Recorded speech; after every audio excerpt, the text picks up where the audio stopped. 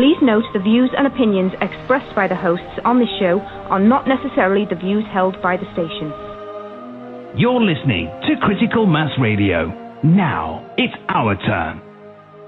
Good evening, good Friday night, good Saturday morning down under. Welcome to Friday night, Saturday mornings, Syncretism with hostess, whatever, Kate of Gaia, and of course, the magnanimous Santo Bonacci. Santo, how are you doing? Oh, very well, thanks, Kate. Really, really well. How are you? Excellent, excellent. Yeah, we've been ripping down this apocalypse left, right, and center, well, since we talked last, so it's getting funnier and funnier and funnier. So looking forward to tonight's chat. Yeah, me too. All right. Party time, see? Friday night. That's what Friday nights and Saturday mornings, of course, are all about. So I was saying that last night or the night before, the magic of Down Under, where you're in Oz, right? So it's that beautiful rebellious nature, the divine feminine southern, that South Pole sort of thing going on. So it's beautiful. This is what I like about Friday nights, is we have the as above, so below. And we've talked about that many times, eh? We got both hemispheres covered in more ways than one, I think. There you go. So you got the divine masculine you in the divine feminine realm, and the divine feminine me in the divine masculine realm. So it's perfect. We're quadrupolar. How's that work? Yep. And only a month ago, exactly to the day, in fact, I was standing with 1 foot in the southern hemisphere and 1 foot in the right hemisphere of the planet in Ecuador, in Quito, in the Temple of the Sun. It was a great experience, Kate. No doubt. It was wonderful. Cristobal, and you can go to Temple of the Sun in the middle of the world. They call it La Mitad del Mundo in Spanish. And type in Cristobal at the museum. That's the guy. You can get in touch with him and talk to the guy. But he is the guy who actually rebuilt the temple. The Spaniards destroyed it, of course. And he rebuilt it. And he is the guide. Now, when we rocked up on the 29th of last month, we had to toot the horn at the front gates because it was closed. They're not doing a lot of business, Not many people want to know about how, the sun works and what were the ancient indigenous people really interested in with this temple. There's plenty of Coca-Cola there now in Ecuador, and Hollywood films and all sorts of American shit. And the people are just lapping it up, So, but we were the only ones there, the three of us. Johnny, myself, and Danny, the director. And we filmed the whole thing. It was about an hour, and Cristobal, who was so generous with his time, beautiful man, and his wife, beautiful woman.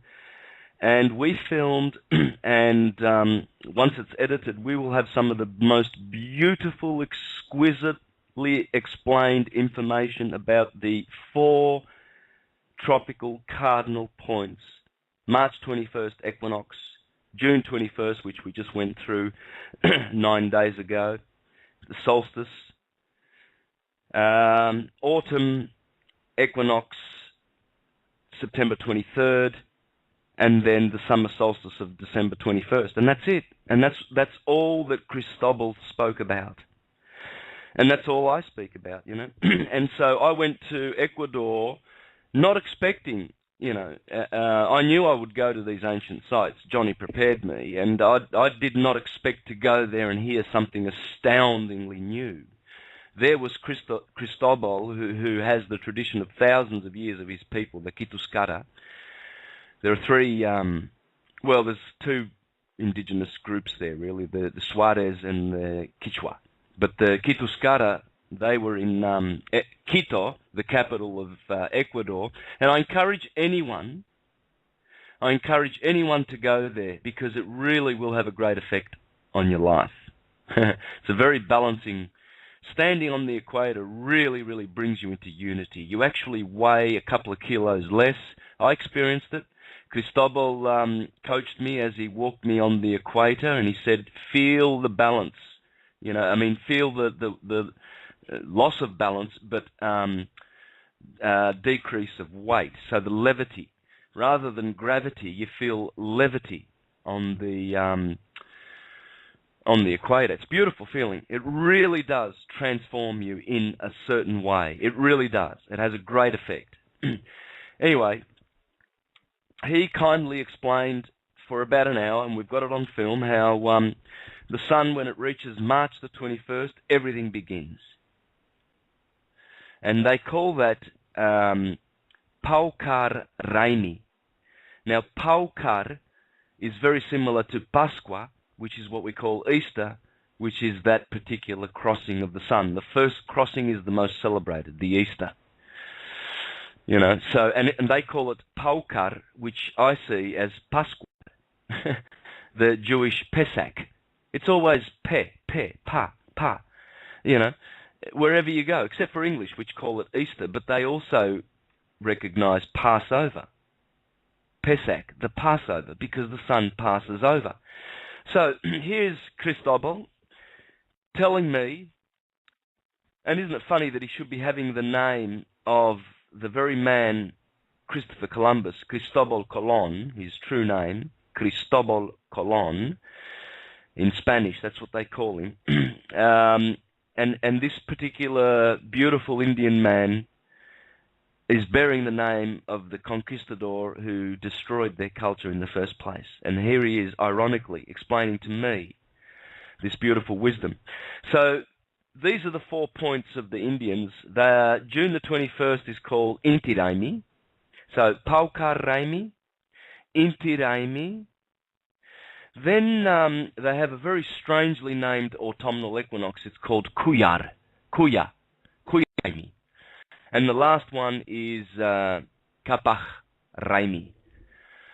And he taught me these 4 days, and then he showed me, we walked over to the sundial, which is just a rectangular Masonic, it looks like a tombstone. It's just a rectangular stone, carved nicely, not too perfectly, but roughly hewn. And at the top of this rectangular box, this is how their sundials work in Ecuador. They just have a rectangular, it's like an obelisk, but in rectangular.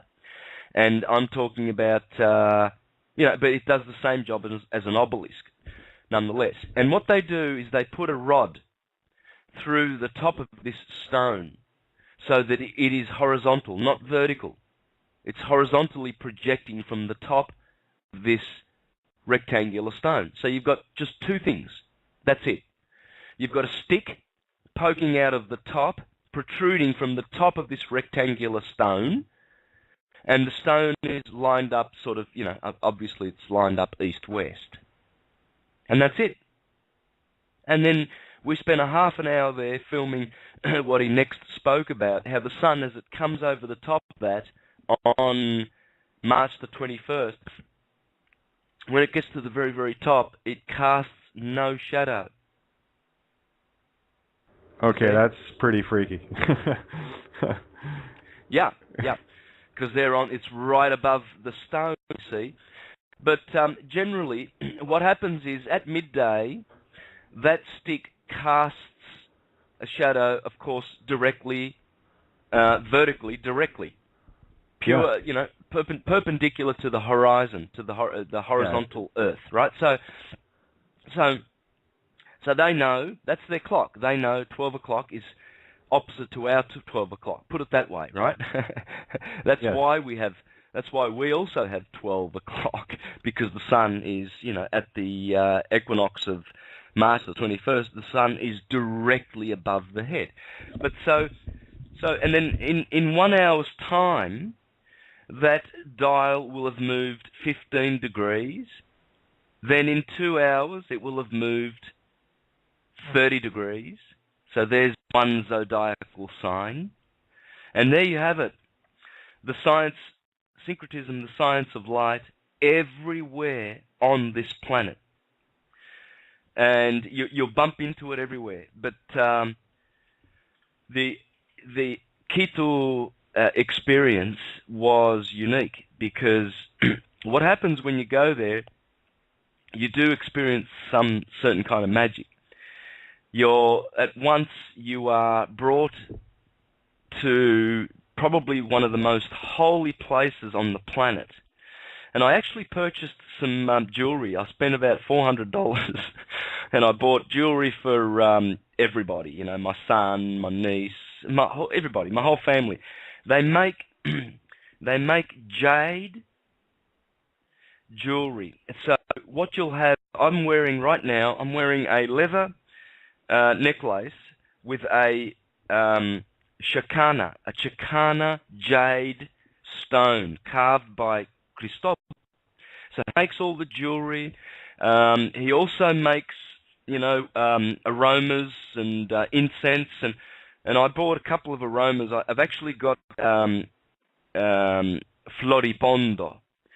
I've got the aroma of Floripondo. You might want to check that out. That's one of the most powerful trees in Ecuador and Colombia and all of that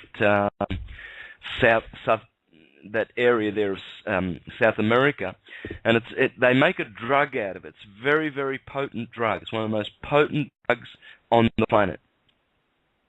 But as an essence, it's a beautiful, soothing oil, and you sniff it, you know, and it soothes you and calms you. Anyway, the jewelry that I bought a lot of these masks of solar worship because that's all it is. The Chicana that I'm wearing, you might want to look up the word Chicana. It's a very, very important symbol. It's related to the swastika. It's related to the cross. But it's the eight-spoked wheel, basically. The cardinal points and fixed points of the zodiac. And they make a wheel. It's called a Chicana. Chana. And you really might want to research and study that because you will advance yourself in the science of light once you do. And now this particular necklace I'm wearing also has Chinese seeds. There's a Chinese tree, a sacred Chinese tree according to Cristobal, and it produces black and red seeds, and he makes beads out of these. And so I have about 10 beads, but they are seeds. Now, the name of the sacred tree, maybe some of the listeners might be able to help us with that, but because they may actually know what I'm talking about. This necklace I'm wearing is just so full of sacred stuff. I mean, I haven't taken it off since I left Ecuador, and he told me to wear it. He says, you must wear jade. Keep jade around your neck because it gives you force, he said, and power and strength and vitality and wisdom and all the great virtues. See, this is what the Chicana represents. It represents only 8 of the 12 representatives or agents of the dodecahedron that are spread out across our Western traditional zodiac. We have 12. They also have 12. And we also have 8. And the 8 that we have is always dealing with the tropical points, the cardinal points, and the fixed points. The poor old mutable points, they always get left out, you know. But that's what the Chicana's all about. And the cardinal cross. Am I right to keep talking? I mean, I haven't given. Oh yeah, no, this is great. Isn't it interesting that you just said that? I always forget and as you were talking, forgetting the mutable points. Yeah, the 3, 6, 9, and 12, right? Yeah, we'll get into that. I've got another couple of theories, but I want to hear what you have to say about because as soon as you said 8 and 12, I'm thinking, isn't that interesting that we're one consciousness shy of being the 13th warrior and one level shy of reaching the level of consciousness, and why it's all about octagons and 8 and let's get into some real fun shit tonight. I'm in a mood. Let's go. Yeah, well, this is great. Keep going. You being a word whiz will know what really hides behind the word mutable. Mutable, mutate, transform, etc. That's where all the transformation happens. Gemini, Pollux and Castor, humanity and divinity, transformation. Virgo, the sign of service. She's the handmaid of the Lord the Sun. And she serves us with bread. It's Bethlehem. Virgo, Bethlehem, the sign of bread. That's where you collect the grain and hence have bread through the winter. So she serves us. It's the sign of service. Sagittarius, the centaur, the man, humanity coming from the beast. And what a beast to represent the majestic horse, the equine. We get words like quality, equine, equus, equality. The horse is majestic. It's the divine animal. That's why... Yeah. Equator, Ecuador, keep going. Exactly. And so here again we have another mutable sign of transformation. You might as well change the word mutable into transformation. And then you'll have an understanding of what's going on, especially once you deal with the 8 other signs. And then you'll understand. Pisces, 2 fish, doubt, belief. If you don't have belief, you're not going to have other, ancillary benefits like willpower. Will is Leo, I will. You won't have other things like Sagittarian wisdom. Sagittarius is I see. It's not talking about seeing with the eyes, although it is, but it's also talking about seeing with the third eye, seeing the divine things. I see. So Pisces, being the last sign, it collects all the energy of the preceding 11 signs, and it contains all of them in itself. This is why Pisces is also opposite Virgo, the sign of service, and it is the sign of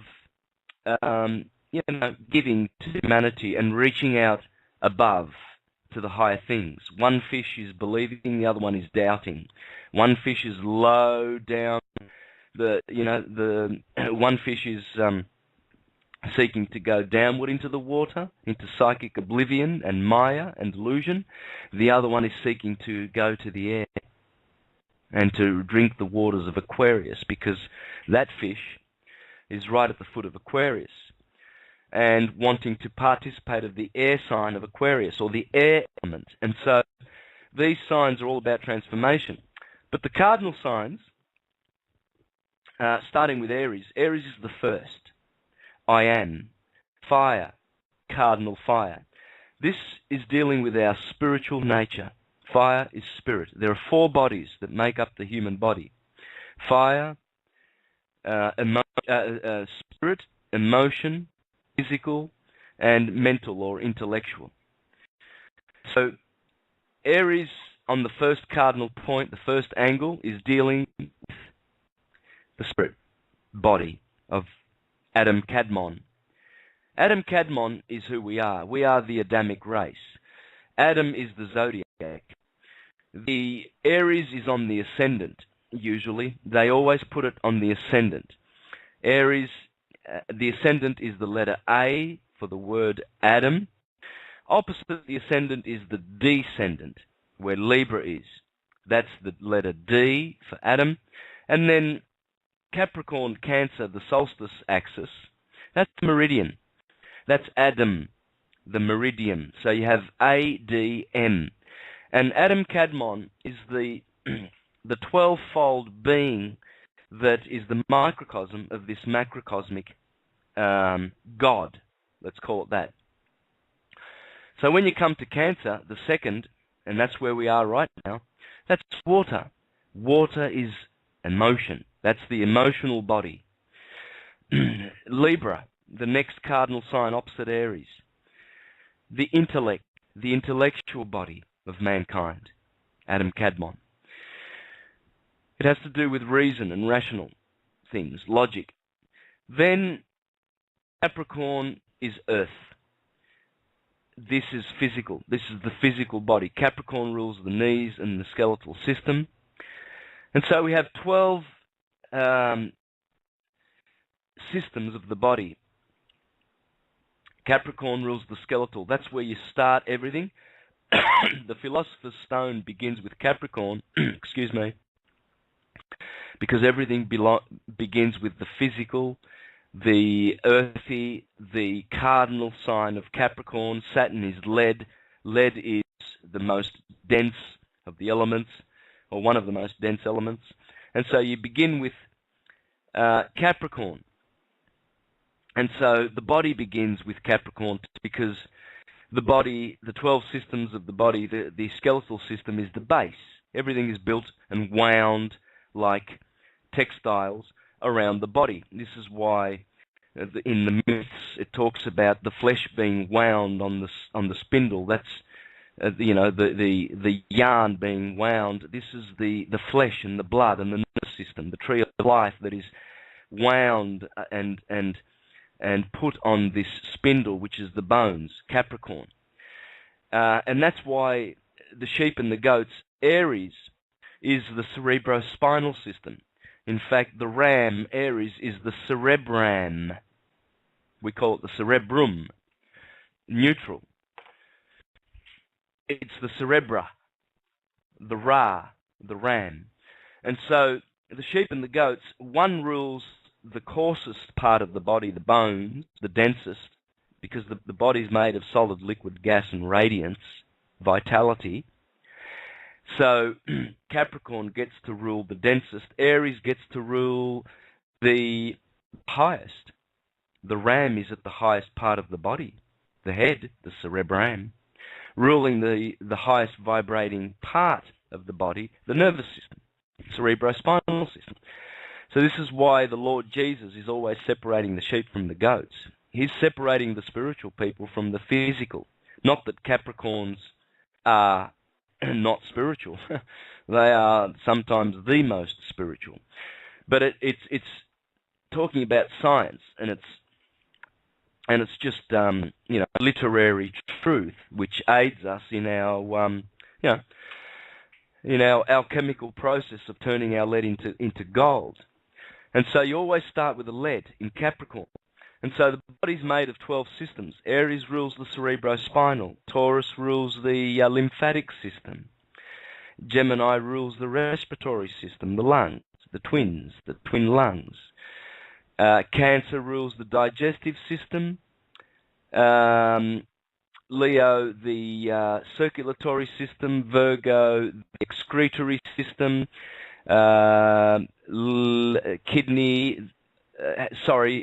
Libra, I think, rules the excretory system. Virgo is the digestive system. Or did I say that? Never mind. Anyway, Sagittarius is connected to the liver, Capricorn the skeletal, Aquarius is dealing with the circulatory system, and Pisces the nervous system too. So, this is the body, and this is Adam Kadmon, microcosm. So that's the body. The cardinal points are dealing with the body, the cross, the cardinal cross. There are three crosses: the cardinal cross, the fixed cross, and the mutable cross. We've been through the mutable cross in the last 2,000 years, in the age of Pisces. We are now in a fixed cross. Fixed cross consists of Taurus, Leo, Scorpio, Aquarius, the bull, the lion, the eagle, the man. These are the four fixed signs of the zodiac. In Ezekiel and Revelation, you have a description of God having the face of a man, the face of a bull, the face of a lion, and the face of an eagle. Eagle is for Scorpio. And the attributes, you see, I learnt this back when I was a Jehovah's Witness, actually. They teach that, because they can't escape the scriptures where it talks about the bull, the lion, and the man, and the eagle. So they have to give you an explanation. And correct so, they tell you that the bull is dealing with steadfastness, power, the attribute, the divine attribute that humanity is bestowed with, endowed with, and that is power. We have power. We have lots of power. And aren't the ruling elite going to know it when we awaken to it? Leo, they tell you, is dealing with strength and justice. So God's power and God's justice is the power to create the universe. He has justice. He's a just God. Leo represents justice. The eagle of Scorpio is wisdom, and don't we know how intensely wise they can be, you know? They're great teachers. Dan Winter is a Scorpio, great teacher. They go deep. Terence McKenna is a Scorpio. They're very, very esoteric. And so this sign is dealing with wisdom, the wisdom of God. And then, of course, the fourth attribute of God is love. Aquarius, the man, humanity, the love of humanity. They have four types of love. In Greek, they are agape, storgi, agapi, and philia, or philia, and that's in the word Philadelphia, love of brothers. It's brotherly love. And, the other love was eros, erotic love, excuse me. So you've got erotic, eros. Anyway, look, so man is the symbol of this kind of love, because other animals don't have all of those, the four types of love. Agape, call it agape love in English. Storge, love, which is principled love, I believe. And one of them is eluding me. Is it philia love, which is brotherly love, or is it erotic love? But anyway, animals are not fourfold in their love. And so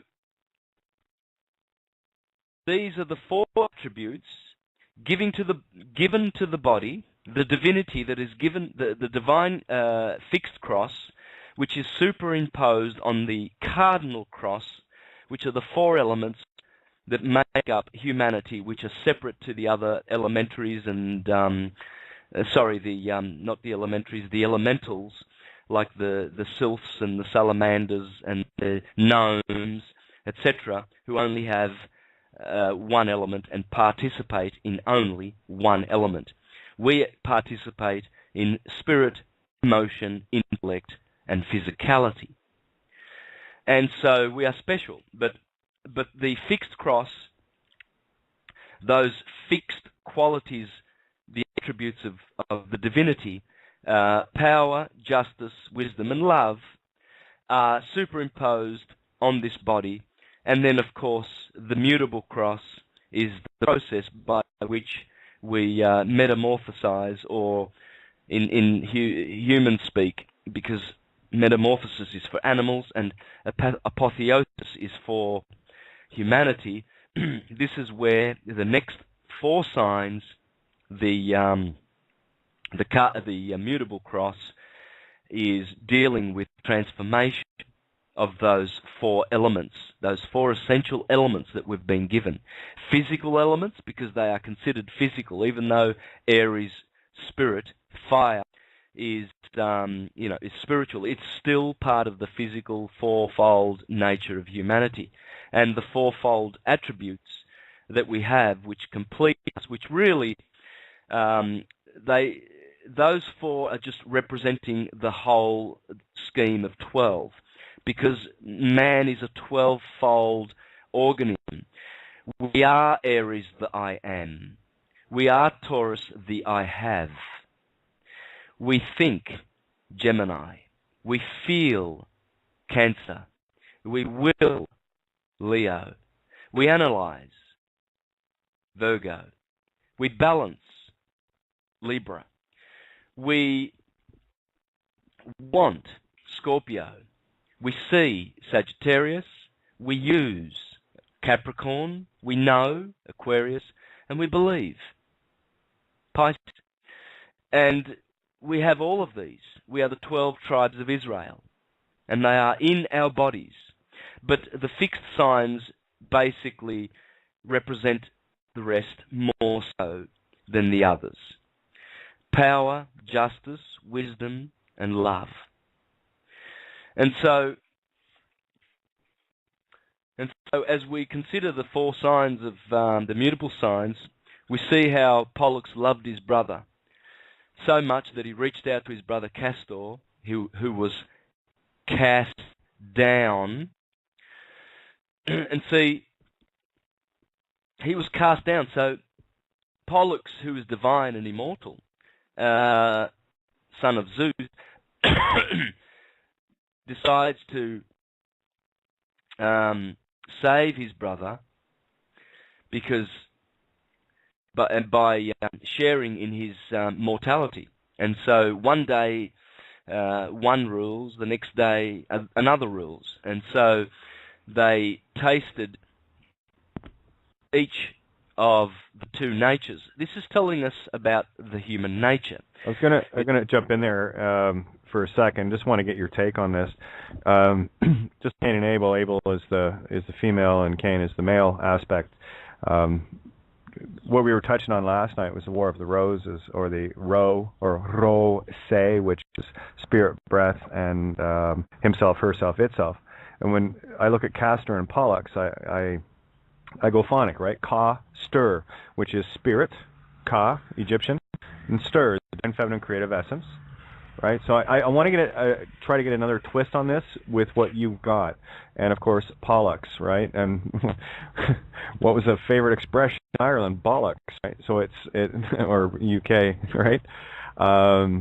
There's a lot more to it, but when I think of Castor and Pollux, I think of Castor as feminine and Pollux as the masculine. So what's your take on that? Beautiful. Well, I've just, while you were saying all that, you've inspired me. I've gone to George Carey and Zodiac, The Salts of Salvation, which will probably be the second most important book you could ever read to know the science of salt, salvation. Exactly. And one other thing I did want to mention, when you were going through all the elements of each sign, like Aries, I am, Taurus, I have, I think, etc. And all 12 zodiacs apply to, these are the 12 labors of Hercules. We have to learn all of these, but we also have to learn their mirror. So for me, the challenge, of course I think, the real challenge is I won't think, or I don't think, or I think not. Right, to show the singularity in that duality mirror. Just like Taurians, instead of cutting things in half, which they're the second sign duality, right? I have and I have not. Stop cutting shit in half and go singular, right? Again with the sounds. Throw the and have, and you'll see what I'm saying. Just like Aries is I am, and then the quest there is to be I am not, to find that middle ground, the equator. Same with all the signs. I feel not for Cancer, right? Because look at our signs; they're so indicative of everything we are. I know so many people that are absolute classics in their sign. Scorpios especially, been very close with those. Aries, all of the signs. And when you look at them and see what their sign is saying, well, for me, the real lesson is. Like Sagittarius, I see not. What are you missing, right? What can you see, and Capricorn, what aren't you using? I use not, or what shouldn't you use, right? So again, for me, and this is just me, I have to put everything in the mirror. I got to see both sides of that coin, the head and tail of that dragon. So it's not going to either bite my head off or whip me in the back of the head with the tail, right? So I want to stand on the rim and go, gotcha. So I wanted to throw that out there as well, because we have all of these elements within us. I mean, your roto wheel, what do you call it? Sync rota? Yeah. Yeah, the sync rota. I mean, you outlined that very clearly. And I can't stress enough to everybody that you need to know who you are. You're designed. You picked your choice and design. All your clues are there. They're all in allegory form. Start looking for them, and start looking. If we're going to look at something as being right or something as being wrong, we are caught in duality. What we have to see is the equator between those, right? So I'm glad we started off with the allegory of Ecuador, which is on the equator, yeah? So carry on. Yeah, and we've come to this point about being balanced and seeing, that duality is just one thing, and this is going to be probably the best example that I will share with you now, Pollux and Castor, and I'm going to encourage you and the listeners to grab a pen and paper, because you will forever be grateful for this beautiful wisdom of George Carey from his book Zodiac of the Salts of Salvation. And please do read this book. Please delight yourself to know how wise we are truly as humanity, and how much the wheel of God, astrology, the zodiac, can help you. On page 88, in the sign of Gemini, we're now dealing with Gemini. Page 88, he says, Castor. Now this is going to be beautiful to help you understand duality, and how you always must see the other side of the coin. And if you can't do that, then you won't be able to learn the lesson of Pollux and Castor. Pollux, Castor is derived from Latin word castus, meaning pure caste. It's the same word as, like the caste system in the Hindu system. Yep. Yeah. Spotless, abstinence from sensual pleasure, chastity. While Pollux means to defile, to pollute. Notice the word pollute.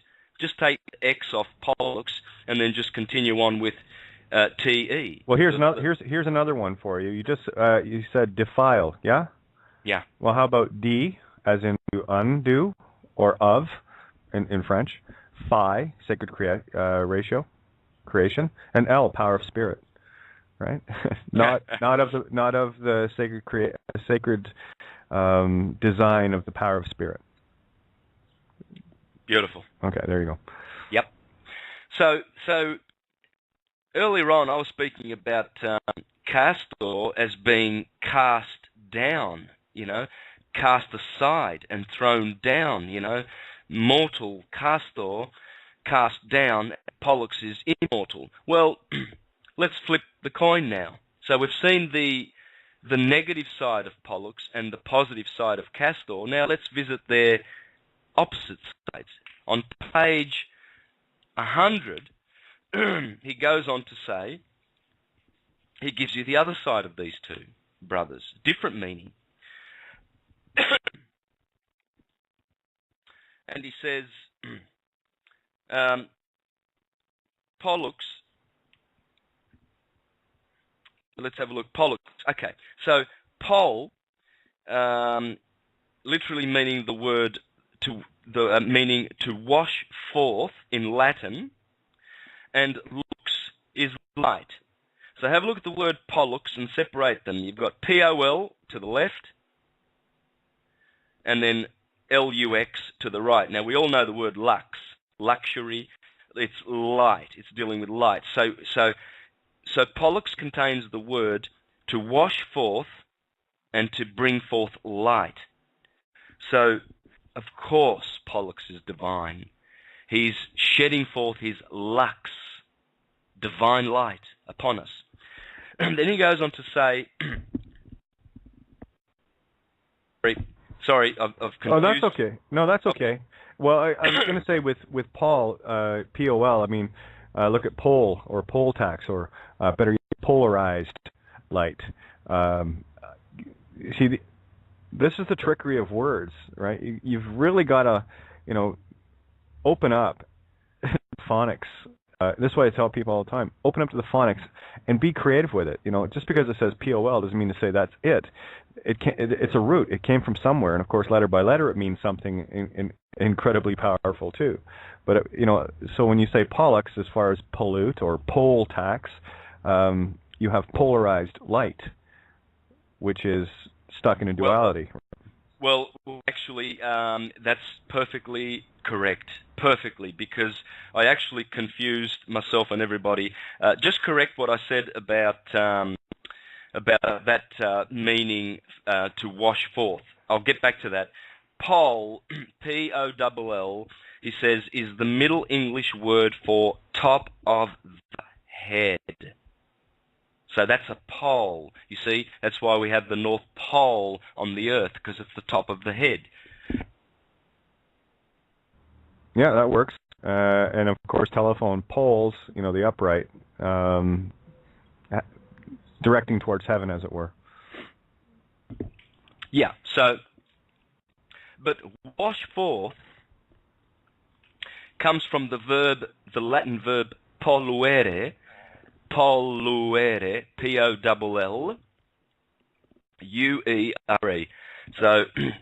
So that's what wash forth comes from. Excuse me. So we'll just recap that. So pollux also comes from the word polluere, which means to wash forth. But when you divide the word, you have two words, pol, P-O-L-L, or you have the word lux.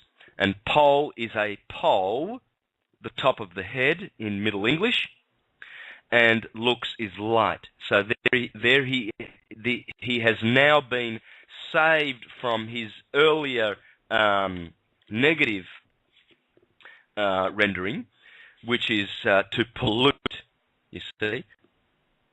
And now castor, the word cast means to throw violently, to cast off, to shed. It also means to expurge. This conglomeration of dual meanings for both castor and pollux substantiates the statement that each alternatively goes to a higher vibration, living in heaven one day, and to a lower, living in the earth the next day. Well, there you go. And the point I want to make from all of this is that Gemini is a transformative sign where we can transmute our humanity into divinity. We can be like Pollux and be a pole of light, or can pollute ourselves. Or we can be like cast or cast down, or we can be of a high caste. So we have the choice in Gemini. So Gemini is dealing with the transformative part of the air elements, because Libra, the cardinal air sign, balances. Aquarius, the fixed air sign, knows, right? And Gemini is the sign of thinking, you see. But it's rounding off all of the mental things that we do. We all think, we all know, and we all balance. We balance, our thoughts and our daily activities with our mind. So all of those air signs are describing our mental faculties. The higher ones, knowing, Aquarius. The lower ones, thinking, Gemini. Because Castor can be very, very low in his thinking. He pertains to the mortal body of humanity. We have two natures, an immortal nature and a mortal nature, obviously. So we have an oversoul and we have a lower soul. And so one dies and reincarnates, and the other one lives on to see the growth, and to witness the growth of the individual through personalities, bodies. And so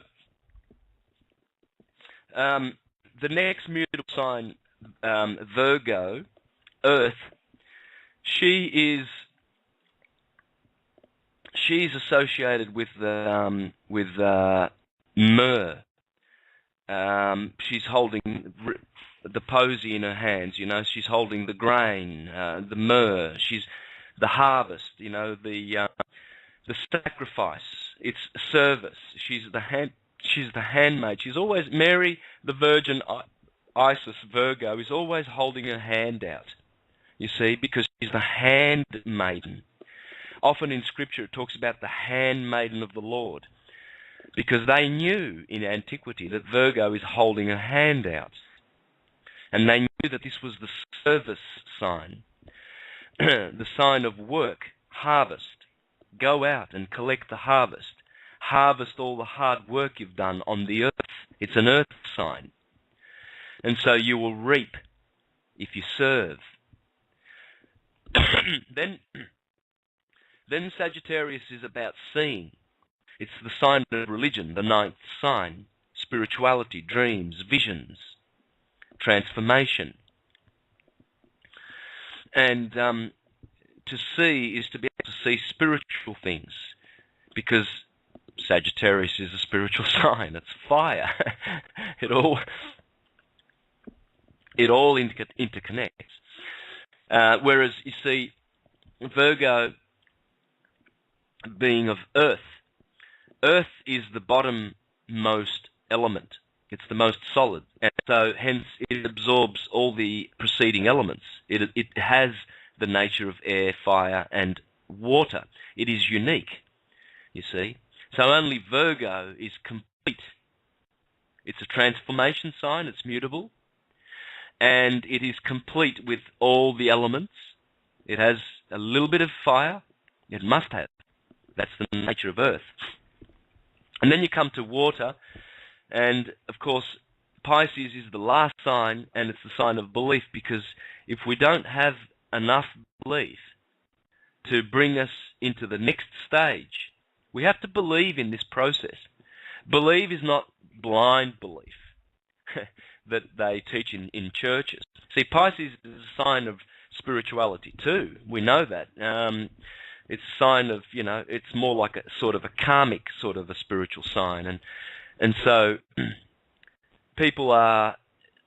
Pisceans are always wishing to connect with something higher than themselves, a fish that is always going upward, ever upward. And so we need belief to start the cycle again, and so does the sun. That's why the sun, in its yearly orbit, if we consider the sun to be starting in Capricorn rather than Aries, because you can start it in both places. So if you start on the 25th of December, when the sun is the smallest in the sky, and the sun begins to right ascend along the ecliptic. And by the way, right ascension, Ra, is the word Ra. And this is why the sun is called Ra, because the sun can only right ascend. It can't decline like the other planets. See, only an astrologer really gets to understand and appreciate this, and astronomers. But the sun can only right ascend. The sun can only be Ra. All the other planets, they have declination. They can participate in latitude. The sun cannot. He is the ruler of the ecliptic. He can only ever be on the ecliptic. He can't wander and decline and be participating in declination. This is why you'll find Venus will always be, 2 degrees negative declination, or opposite 2 degrees positive declination. And very, very rarely will she be 0 declination, as the sun is. So this is why only the sun is considered to be Ra, right ascension. So as the sun right ascends from Capricorn and waxes and climbs to Cancer, the Tropic of Cancer, so as it goes, it goes up and down like a yo-yo from the Tropic of Cancer to the Tropic of Capricorn. But the first 3 months of its waxing through the signs of Capricorn, Aquarius, and Pisces, that's the wilderness. You see, Jesus gets baptized at 30 years.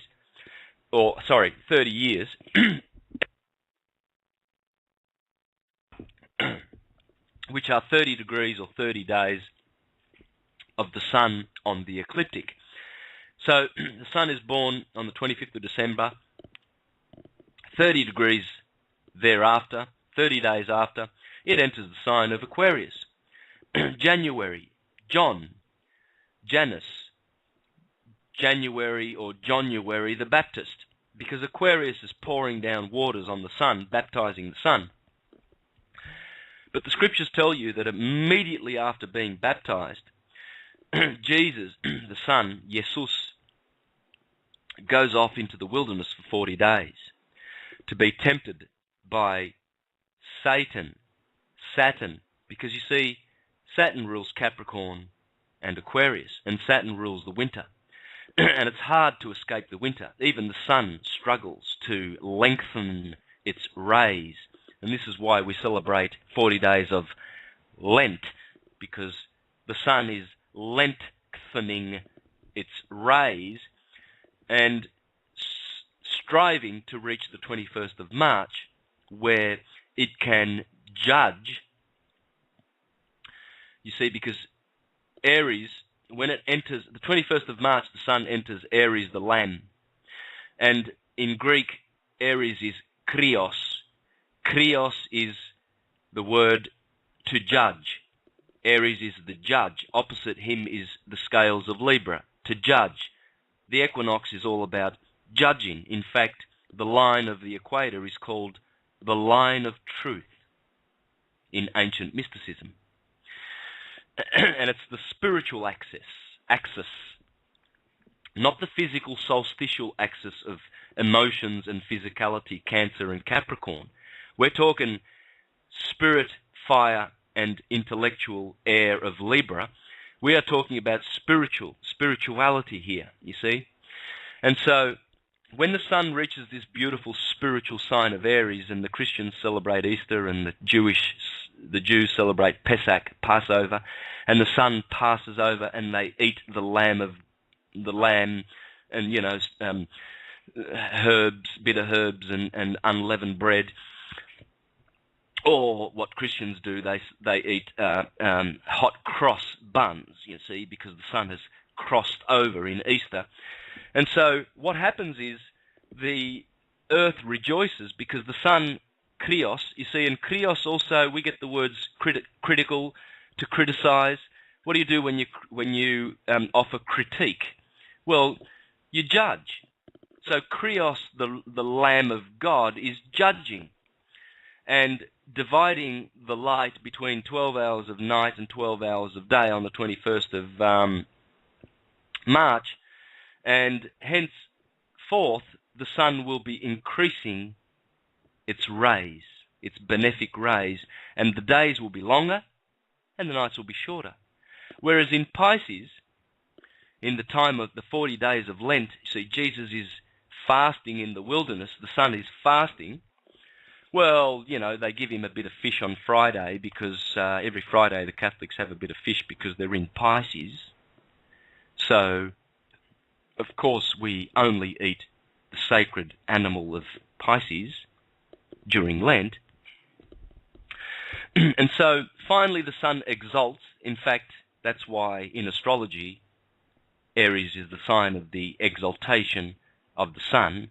In theology, it's the sign of the resurrection of Jesus. You see, this is why Christians go and celebrate the death and the resurrection of their risen Saviour. You see, he rises. Well, exaltation and resurrection are basically the same word. You know, I mean, look in the dictionary carefully and you will see that they mean exactly the same thing. So astrology calls it exaltation, theology calls it resurrection. And so the sun, it's teaching us that the sun is now resurrected and it is prepared to give us another good and acceptable year of the Lord, in which we will continue to live cyclically by means of the beautiful harvest of bread and wine that the sun gives us in September in Libra. And Leonardo da Vinci knew this science. This is why he placed Jesus Christ at the Last Supper in the beautiful famous painting where Jesus is dividing his 12 signs of the zodiac. The sun is separating 6 on his right, 6 on his left, and they are clustered in groups of 3s to indicate the seasons. So to Jesus' left, as you view the Last Supper, you will see Aries, Taurus, and Gemini, the signs of spring, clustered together. Then you'll see the next signs of summer, Cancer, Leo, Virgo, to the right of Jesus. And have a look at how pretty Virgo looks. She's a beautiful-looking disciple there. Cancer is pointing to the absence of her Adam's apple, pointing to it, saying, "Hey, Jesus, cute little disciple you've got here, this virgin type here, Virgo. She's a bit of a fox." thanks for having her at the banquet.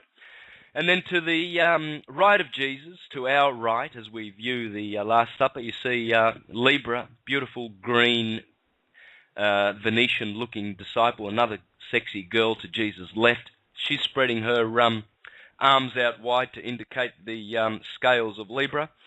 She's clustered in a group of three, the autumnal months of Libra, Scorpio, and Sagittarius. And then, lo and behold, you see black Capricorn. Wonder why an apostle turns up in black attire for the Last Supper. Oh, I suppose it is a sad occasion, but nonetheless, Capricorn's ruler Saturn is always dressed in black. And he's also facing the opposite direction of Jesus, because Saturn is the opposer of Jesus. And of course he's not going to be facing Jesus as Sagittarius is next to him. Sagittarius is standing up, looking at the Lord, Jupiter. That's Peter, and he's looking at the Lord with love in his eyes. But Saturn, he's facing the other way. And he belongs to the fourth cluster of disciples, and they make up the summer months of the winter months of Capricorn, Aquarius, and Pisces. And so, when you look at I can spend hours on the Last Supper. Leonardo da Vinci was there to tell us, one day when you dudes wake up, you'll know where I was coming from with this picture, with this painting, because you also will know Syncretism, the Science of Light. And when you look at the third disciple from the left, you notice he's holding his two hands up. That's Gemini. The hands, excuse me, the hands and the arms belong to Gemini. So, but a funny thing happened in Ecuador when Johnny was filming the film Syncretism, the Science of Light. He was in a cathedral, and he was looking up, and he noticed there was the Last Supper was there, and he was looking at it, and there was a gentleman there, and he said to the gentleman, he said, look, and he went through the Last Supper, and he said, this is the zodiac. And the guy was skeptical, of course, because he was he was a faithful adherent of the Catholic, a churchy antiist. Yeah, perversion. And so he could not possibly grasp the beauty and the truth that is lying in this beautiful painting. And so he replied, Johnny said to him, look at this disciple. He's got his hands. This is Gemini. This is the twins. And you know what the guy said to him? This is truth. You can all of the listeners and yourself, you can if you need to verify this, which you won't, because why would I say something that is so ridiculously untrue? The guy turned around and said to Johnny, yes, but what about, maybe this guy was holding his hand up to stop the photographer when the photographer was taking the shot. Well, that's about the time that I just, hey, well, listen, great talking to you. I'm out of here. Radio. Yeah. See you later. Was it a Polaroid that Da Vinci had? One of those land cameras, maybe? Because they developed right in front of you. Or do you think, no, they didn't have digital back then. Yeah, well, probably a Sony. Yeah. You know what it was? It was one of those Fred Flintstone cameras, where they got the bird inside that does all the the etching. Yeah. Okay. Yeah. So this is the mentality you're dealing with. Beautiful it is when you accept the truth rather than resist the truth. The truth is in everyone's heart. It's not with the priestcraft, so they can allure as many unsuspecting fools as they wish. But those fools will always have cognitive dissonance, and I speak for myself. I was a Jehovah's Witness for a couple of decades, and I suffered with cognitive dissonance because in my heart of hearts, the light that was vibrating in my heart was saying, hey, dude,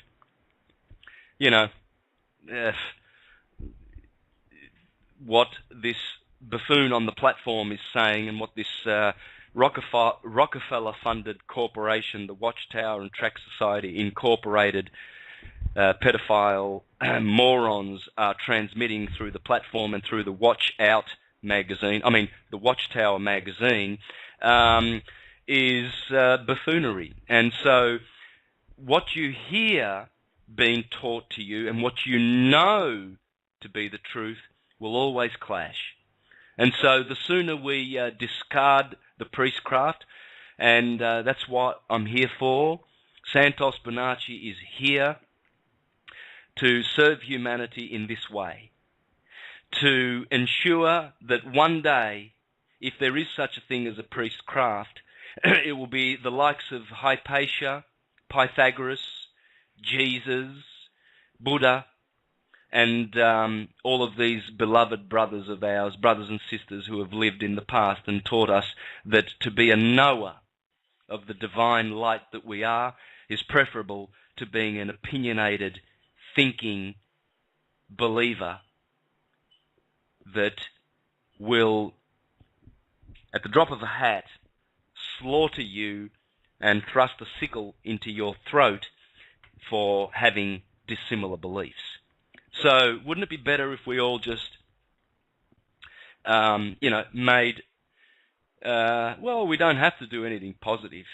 We don't have to do anything negative. We don't have to do anything at all other than to continue to expose the beautiful light that's coming down. And so the sooner the priestcraft are done with, and we've finished with that chapter of this sad history of bloodshedding and mind-controlling others, and having an ecclesiastical court system whereby you pay penance and indulgences to the satanic bar foreign agents who betray you and turn you over as attorneys to the priests of Baal and put you in jail and throw you in cages. And wouldn't it be better if we just sort of, got along, perhaps developed the loving side of humanity where everybody can have a feed? It'd be nice to see those Africans, having nice,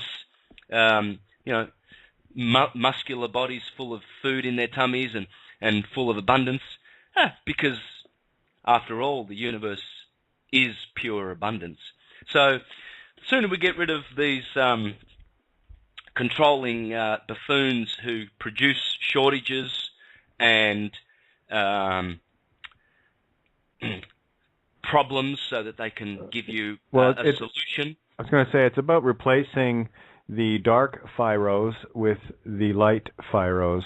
That's the real displacement that I see. There's that Pharaoh ratio again, eh?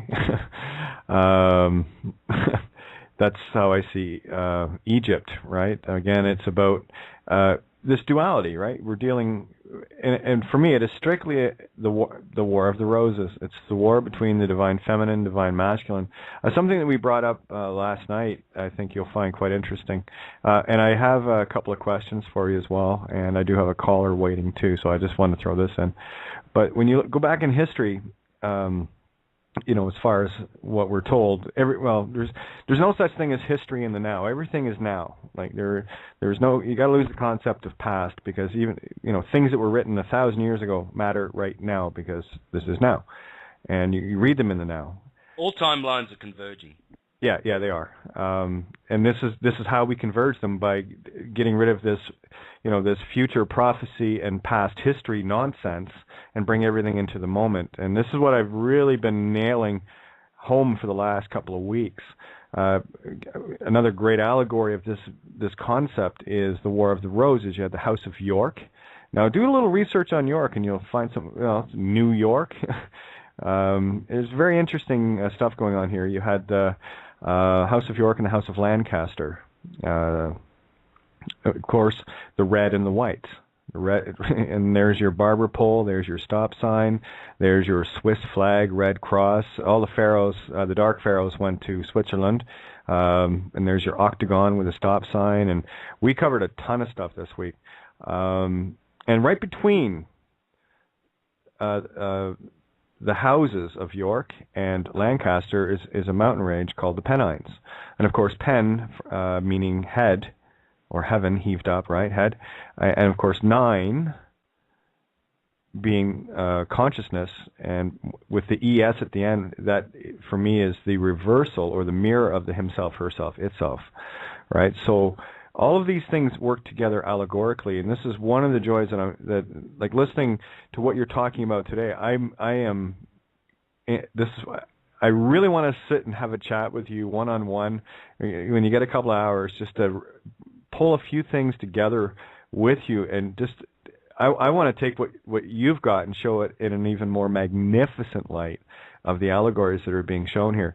Like, what is the allegory of your life, your story, your sign, and how are you fitting in this magical play with all these, of course, timelines converging, because that's what's going on right now.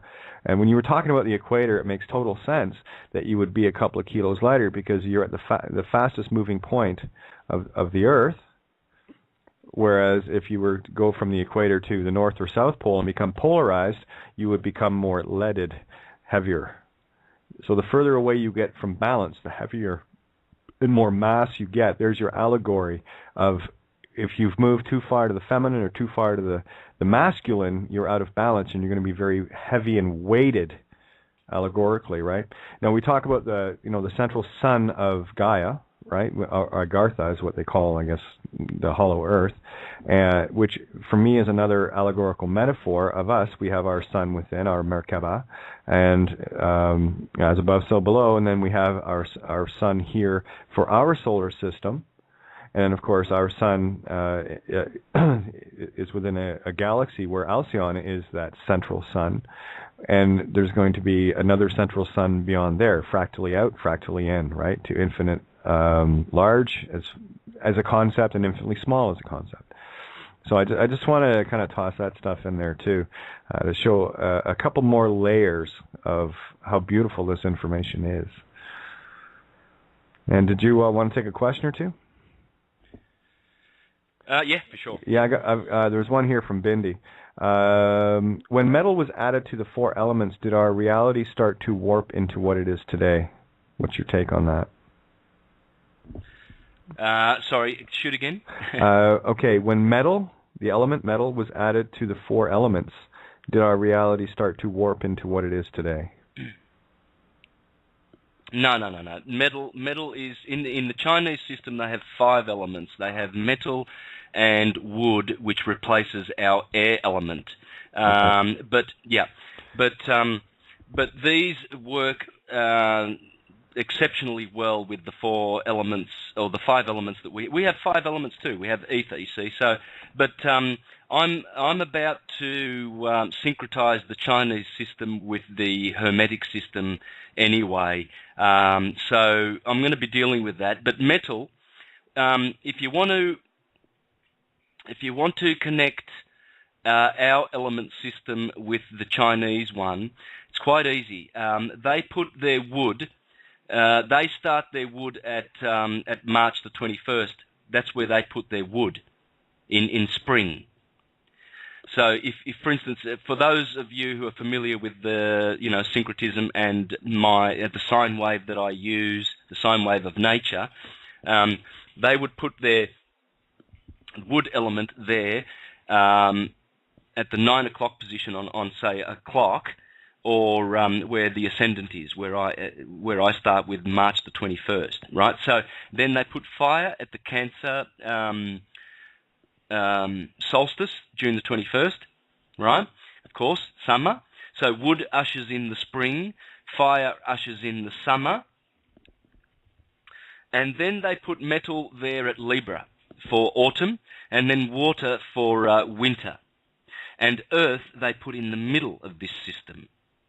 It doesn't actually go around, the 5 don't go round the circle. They have 4 elements around the circle, but earth is in the middle of all of this.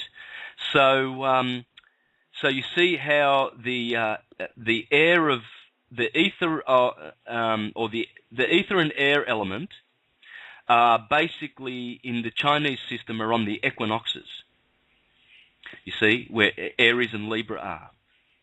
So Aries has the the wood, and wood. It has to do with Jupiterian, the Jupiterian archetype, the wood of spring. Anyway, but it's air and ether is the equivalent in our system, and they are there in Libra and Aries. Perfect. And I was going to ask you too. Do you have time, or do you feel like doing any charts tonight? I've got a few people asking this why. Can do. Okay, it's entirely up to you. I'm really enjoying what we're doing, but there's I've got one caller here. I've got Stola and Ninja in line for charts, and I'm just going to open up a line here, and because we're at quarter past the second hour here. So I just wanted to see if you were into that, and can you feel them chomping at the bit? I can. Anyway, here's a caller, area code 810. Hi, Kate. Hi, Santos. Hey. Pleasure to see you guys again. Hey, how are you? Good. This is Buck.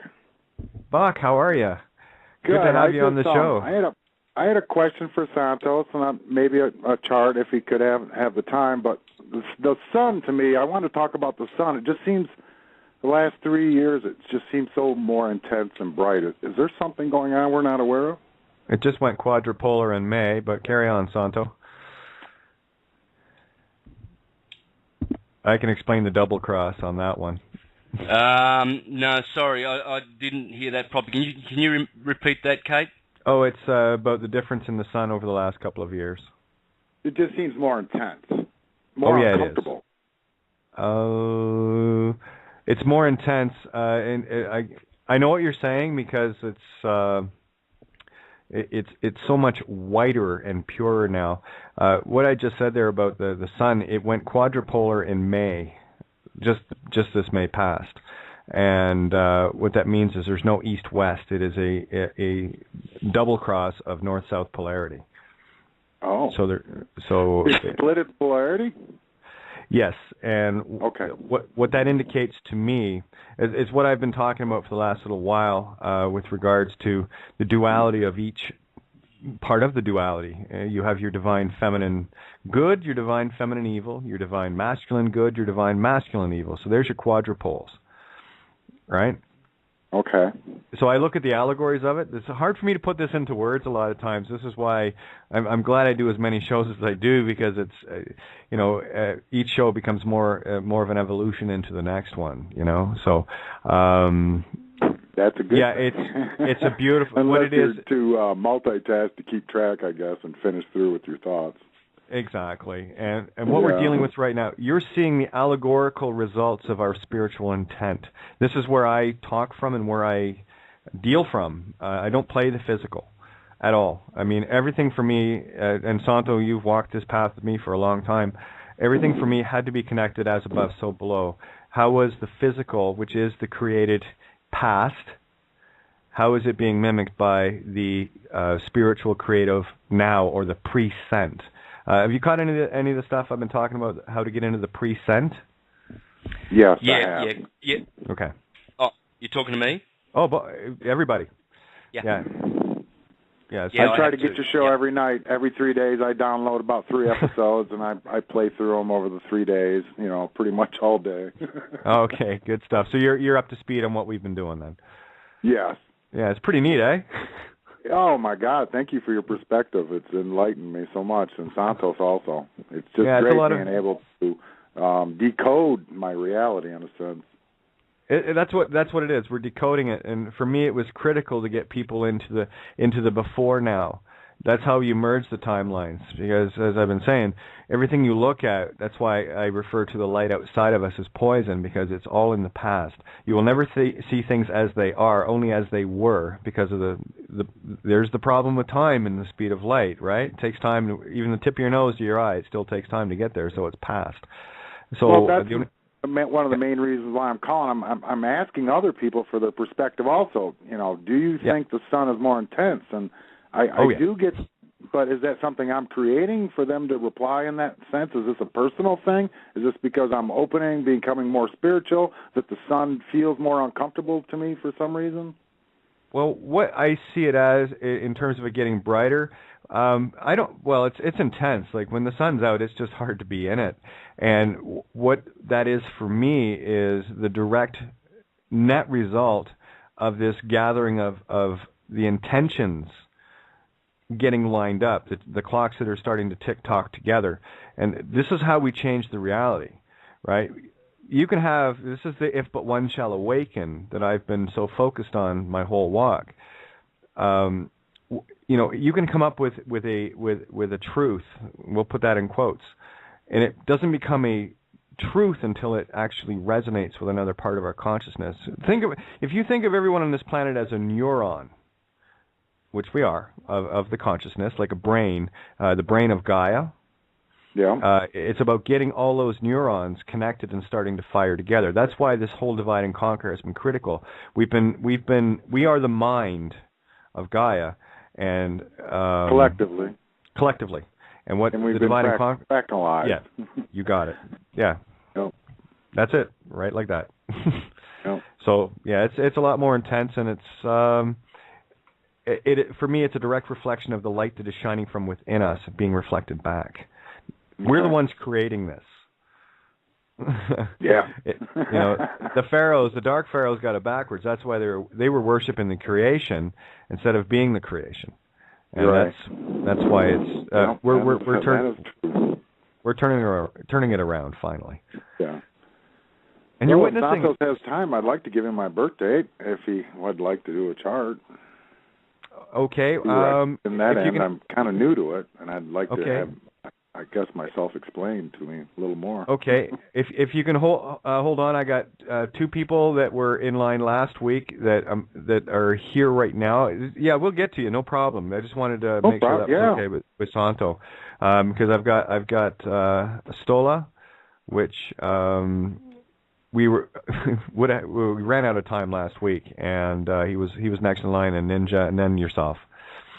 So is that okay with you, Santo? Yeah. Okay. And what's your take on the sun? Just real quick. Yeah. It's now in a different element. You see, of course, it's brighter. Aquarius is air. Pisces was water. The 50-year cusp of Pisces ending finished at the end of 2012. We're out of the cusp, and that convergence point, that started in '62. So you have every transition or cusp period from sign to sign is 50 years long, and so that was a pretty confusing 50 years. That was just a cusp we went through, and a mutable, transformative Piscean one too, merging with the knowing consciousness of Aquarius, with Uranus as its ruler. Electric. How electric is Uranus and Saturn? They've taken over. And so the sun is shining through their energy vibration, through their key signature vibration. And so it is projecting down to us what Uranus and Saturn are all about. And they are about illumination, ascension. Yeah, it's a different air. Of course it is. Absolutely, yeah. And it's getting a whole lot clearer because it's not having to go and get refracted through the water now. That's why things are becoming so much clearer. We're chasing these things down a lot faster.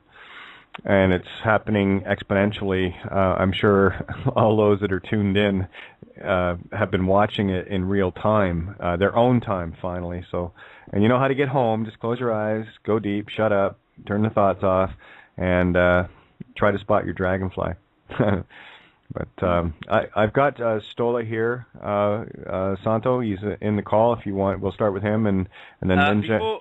Before you do, I just want to reach out to your listeners that might be really well-versed in Walter Russell, because I'm actually looking for a quote. It's in the book, A New Concept of the Universe. One of the listeners might be able to help us, because I want them there's a beautiful quote by Walter Russell. What you were talking about before really struck a chord with me, Kate. You said that everything that's happening out there is not in the now, it's in the past. And Walter Russell explains this perfectly with one sentence. And maybe the listeners can help me. It's a quote where he talks about how light is the thinking process of God manifesting creation is recorded and voided as it is being created. Then as it is being voided, hang on, I've gone a step too far. Anyway, it's about voiding the process. Everything that is happening and emanating from God is being voided at the same time and recorded at that moment that it is being voided and then repeated. And this is how reality is happening. Yeah, it gives the illusion of, well, think of it like a movie picture frames. When we pass into the next frame, the last one's destroyed, or it has to be destroyed, recorded at that instant, to go into the next one, destroyed, created, next one, and yeah, that is how I see time can only exist in the now. So whatever, two things cannot occupy the same time and space at the same time. So actually, Bill Donahue did a video, he just put it out on teleportation, and it's that very same concept of like the Beam Me Up, Scotty transporters on Star Trek, where the original, in order to move it, has to be destroyed completely. A copy is taken, it is moved to where it's going to go, and in the process, once the copy is where it's supposed to be, that's why they have copyright, boys and girls. I'll talk about that another night. But what happens then is once the copy is made and has been transported to where it's going to be, the original is destroyed in that process. But it's also recorded at the same instant. So I totally get that concept, Walter Russell. I wish it would have saved me a whole lot of thinking. But anyway, there you go. It's three-phase reality. It's coming to us. Reality is coming to us in three phases, and that's cardinal, fixed, and mutable. Yep. Birth, growth, decay. Generator, operator, dissolver. Brahma, Vishnu, Shiva. God, G-O-D. Generate, operate, degenerate, etc., etc. So it's three phase, and it's cardinal, fixed, and mutable, and this is what astrology is teaching us, because the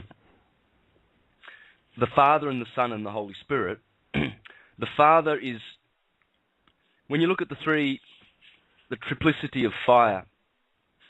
That's what it's talking about. The Father and the Son and the Holy Spirit are Aries, Leo, and Sagittarius. Aries is the Father, because the ram is Abram. Abram means the father ram. Abba, in Hebrew, means father. In Aramaic, it's Baba. Ab or Bab, either way, it means father. Right? Now, and that's where we get the word Papa from. The Pope, in Italian, we say Papa. It comes from Baba. You see, Catholicism is Babylonian. It's Babylon, because the Papa, the Pope, is the Baba, the daddy, the father. And so Abram, Aries, the ram, is the father. Leo is the sun. The sun rules Leo. The sun and the moon only have one rulership, whereas the planets have two rulerships. And Leo is the only domicile of the sun, SUN hyphen SUN or / SUN, because the sun is the sun. And then the Holy Spirit, Holy Spirit is the mutable dove, the transformative dove, the Holy Spirit, which transforms us.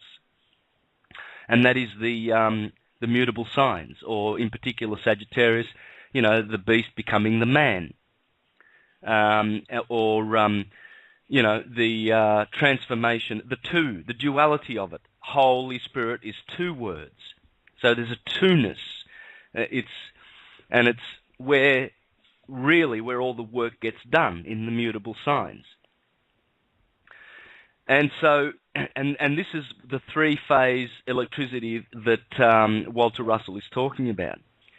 There is a thought wave universe. As those thought waves are being produced, they are voided the moment they are being produced, recorded the moment they are voided, and then repeated the moment they are recorded. And that's what's going on. And it's blinking, it's pulsating. It's a thought wave pump. The universe is a big thought wave pump. And fractally, that's what everything else is doing. Nothing else is not conforming to that. That's light. That's syncretism. That's how the universe gets things done. So when we look at someone's chart, we're looking at the imprint that they were imprinted with all of these dynamics and drivers and propensities and strengths and weaknesses. So, for instance, let's consider one, because I've only got a half an hour. At top of the hour, I have to go. So, let's have a look at what's the details for this chart. Can you please give me the details? Well, I'll bring Stola in, and there you are, Stola. Yeah, hello. Good evening. There you are. From over here. Yep. Yeah.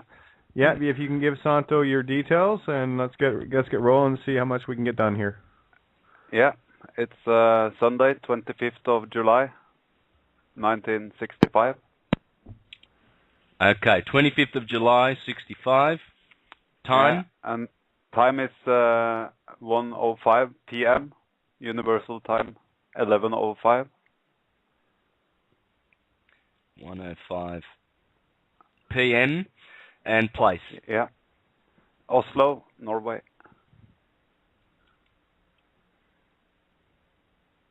Okay, 25th of July, a little baby line, 1965, 1:05 p.m. Oslo. Yeah, that's right.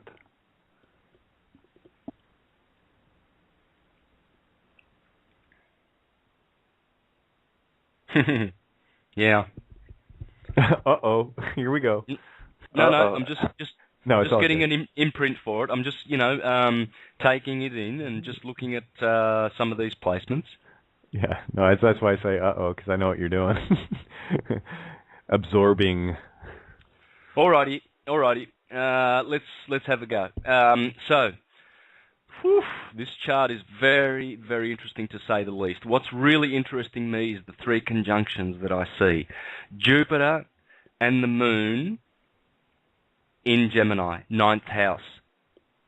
By day, it's a day chart. Obviously, if you were born at 1 p.m., you were born during the day. So you've got a day chart. Jupiter loves a day chart in the 9th house, absolutely. But with the Moon, together with the Moon, she's a night girl. She doesn't like day charts. So this conjunction is interesting. It's a beautiful conjunction. There's no doubt about it. This is very, very good, healthy energy, but it will have a slight negative side to it because of the Moon, you see.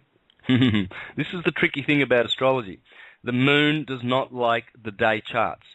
She loves being below the horizon, with the Sun below the horizon as well. That's her best place. Her next best place is when she is above the horizon, but the Sun must be below the horizon. As long as it's a night chart, whether she is above or below the horizon. She also prefers to be below the horizon too. A chart with the Moon below the horizon by night is really good for the Moon, right? Now, the other one that I see is Venus and Mercury conjuncting. That's a very, very, very sexual conjunction there, brother. It's in the 10th house, in Leo, and the Sun is also in Leo because you are a Leo, of course. The Sun is right on the MC. My God, I'll tell you, big fortunate energy is pouring into your life by virtue of the Sun being on the MC in Leo. Rest assured. Oh. And also lots of good things by having Mercury and Venus. Mercury and Venus is not a bad thing. No, it's equally as good as having your Moon and Jupiter conjuncting. But astrologers that are listening in, they will understand why I am just focused on these two conjunctions. They will know exactly why. And your North Node, by the way, is in Gemini with the Moon and Jupiter. So this is a pretty good stellium you've got here. This is I'd call that a stellium, even though it's the North Node. It's not actually a star, but having those two stars, the Moon and Jupiter together, well, I'll have a look at that in a minute, but this is going to be a good chart for the listeners to learn, a lot in general, right? So we'll do that. Now, you've got a Libra ascendant. That's going to attract a lot of enemies. Mars is on the ascendant too. Very, very martial. This is very aggressive energy for your ascendant. Really, really powerful there. My goodness. Mars in Aries. So there's going to be a lot of enemies, I would say, in your life, brother. Having Mars in Libra and Libra on the ascendant. Firmicus Maternus talks about that. Now, let's see. The depositor of Libra is Venus in a good place. That's good. Your ascendant ruler, Venus, is in a really good place. So your ascendant is very healthy, brother, even though it will attract enemies by having Mars in there.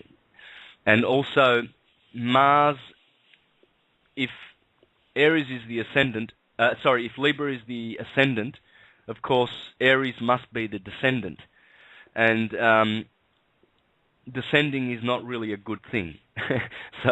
So to have Mars on your ascendant, posited opposite to where Aries is, on the descendant, also is a little bit of judgment there. There's a judgment towards enemies, I would suggest. All right? So that's what I'm saying there about that. The ruler of your chart, of course, is going to be Venus if your ascendant is Libra. But going by the Moon, it would be Mercury, because your Moon is in Gemini, and it must transit the signs of Cancer and Leo to get into Virgo to qualify for rulership. Because Firmicus Maternus says where your Moon is, the next sign is the ruler of your chart, or its ruler is the ruler of your chart. But because Cancer and Leo do not qualify, because the Sun and the Moon do not participate, they have enough strength in the native's chart as it is. Only the 5 can participate in rulership, so that would be Mercury. And Mercury is the closest planet to your Sun, so there's 2 givens, indicators for Mercury being the ruler. So we've found Venus and Mercury. The first degrees of Leo, your Sun is in the first degrees of Leo. That belongs to Saturn. So another way of determining the ruler is where the Sun is by day, the terms in which it's in. So the Sun, it's a day chart, it's in the terms of Saturn, so Saturn is also going to be a co-ruler here. The other thing to look for is the most dignified planet in your chart. That's going to be a bit difficult, really, by going by essential dignities, because none of your planets are in their homes. No planet in your chart is domiciled, unfortunately. So there's no essential dignity there. You don't have a domicile, the Sun is domiciled, of course, in Leo, yes. But, of course, it doesn't qualify. So we're looking for the best placed of the 5 planets. And thinks that will be either Saturn in the 5th or Jupiter in the 9th, even though they are not in their homes. But those houses are good, especially the 5th house, Saturn. So I just want to check the health of Saturn in the 5th. Yeah, Saturn in the fifth house, if by day, will make kings and leaders, very powerful men. But if the Sun is on the degree of the ascendant, and Saturn comes into conjunction with the waning moon, no, it does not apply. Let's have a look at Saturn. No. What's good about Saturn is that the Sun is in a very, very beautiful place. Rest assured, brother, the best thing about your chart is the Sun on the MC in Leo. Okay? Number one beautiful point about your chart. This will guarantee you some goodies in life. Guaranteed. And Saturn, so even though Saturn is participating in a very, very strong T-square, you have a T-square in your chart, which is a very challenging angle, but the T-square is in good houses. It's in the 5th, 11th, and 9th. So it's going to be a goodie. But Saturn in the 5th, even though he's part of this T-square and retrograding, it's still going to be a benefic, outcome by having Saturn by day in this house. You're not going to be king and leader. Firmicus really goes over the top, really, sometimes, but you're going to be well positioned many times in your life, many times, and you'll be respected for that air that you carry, that light that you have to command this kind of respect. So that's a good thing. I wouldn't say it's the second best thing though. I'm sort of more looking towards Jupiter there. I'll have a look at Jupiter. Jupiter in the 9th house by day. Yeah, great spiritual things. Any planet in the 9th house is going to stir up your spirituality, for good or for bad. Moon in the 9th house, Jupiter in the 9th house, that's got to be good. Let's have a look at Jupiter-Moon conjunctions. Now, I've got to do acrobatics here to get this stuff done. Yeah, and par for course, eh? Yeah, greatest good fortune, infinite riches, and prosperity. Brother, I don't know how well placed you are in terms of riches, but I guess that's not so important for people like, your kind of listener, Kate, but rest assured, having the Moon, the North Node, and Jupiter conjunct like this, and the Moon and Jupiter are only 3 degrees separate from each other. Now, I want to elaborate on that. I want to just check where Firmicus talks about conjunctions, and I want to see what it says about Jupiter and Moon conjunction. Jupiter and the Moon in the same sign indicate the greatest good fortune, especially if they are in the same degree, for then they bestow infinite riches and such marks of prosperity that the natives are always super superior to their parents. But if it is in a nocturnal chart and the Moon holds more degrees than Jupiter, this whole forecast is weakened and the good fortune lessened. So you see what I said earlier about the night chart, the Moon loving the this is because of Jupiter. Yeah, because Jupiter. So Jupiter is carrying the Moon out of her doldrum, you could say. If Jupiter was below the horizon with the Moon, if Jupiter was together with the Moon, because it gives so much prosperity and abundance, it would be lessened. But because you have Jupiter and the Moon in a day chart conjuncting in Gemini, in the 9th house, this is the second best thing you have in your chart. You have 2 glorious things in your chart. Now, the other thing I think is going to be good is Mercury and Venus in the 10th house, but only you will know this, brother. There's a lot of sexuality going on here. One only needs to look at the chart of, let's have a look at Giacomo Casanova, for instance, a very famous Aryan of the 18th century. He was known to, have a lot of liaisons with sexual liaisons. You look at his chart and you'll see Mercury and Venus in the 5th house, the house of sexual liaisons. And, and also other planets there too that are very, very sexy. I think it's Mars and Jupiter, all in the 5th house.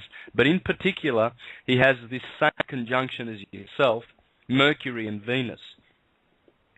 And voila, in the house of love affairs and, well, let me see. Let's have a look at the 5th house and its true meanings. So pleasure, joy, it's the house of pleasure. So he's got Mercury and Venus in the house of pleasure. No wonder the guy was in and out of jail because of having, the wrong kind of sex partners. For instance, the wife of the king, and stuff like that. Well, not literally, but he did, grab a few noble women in, less than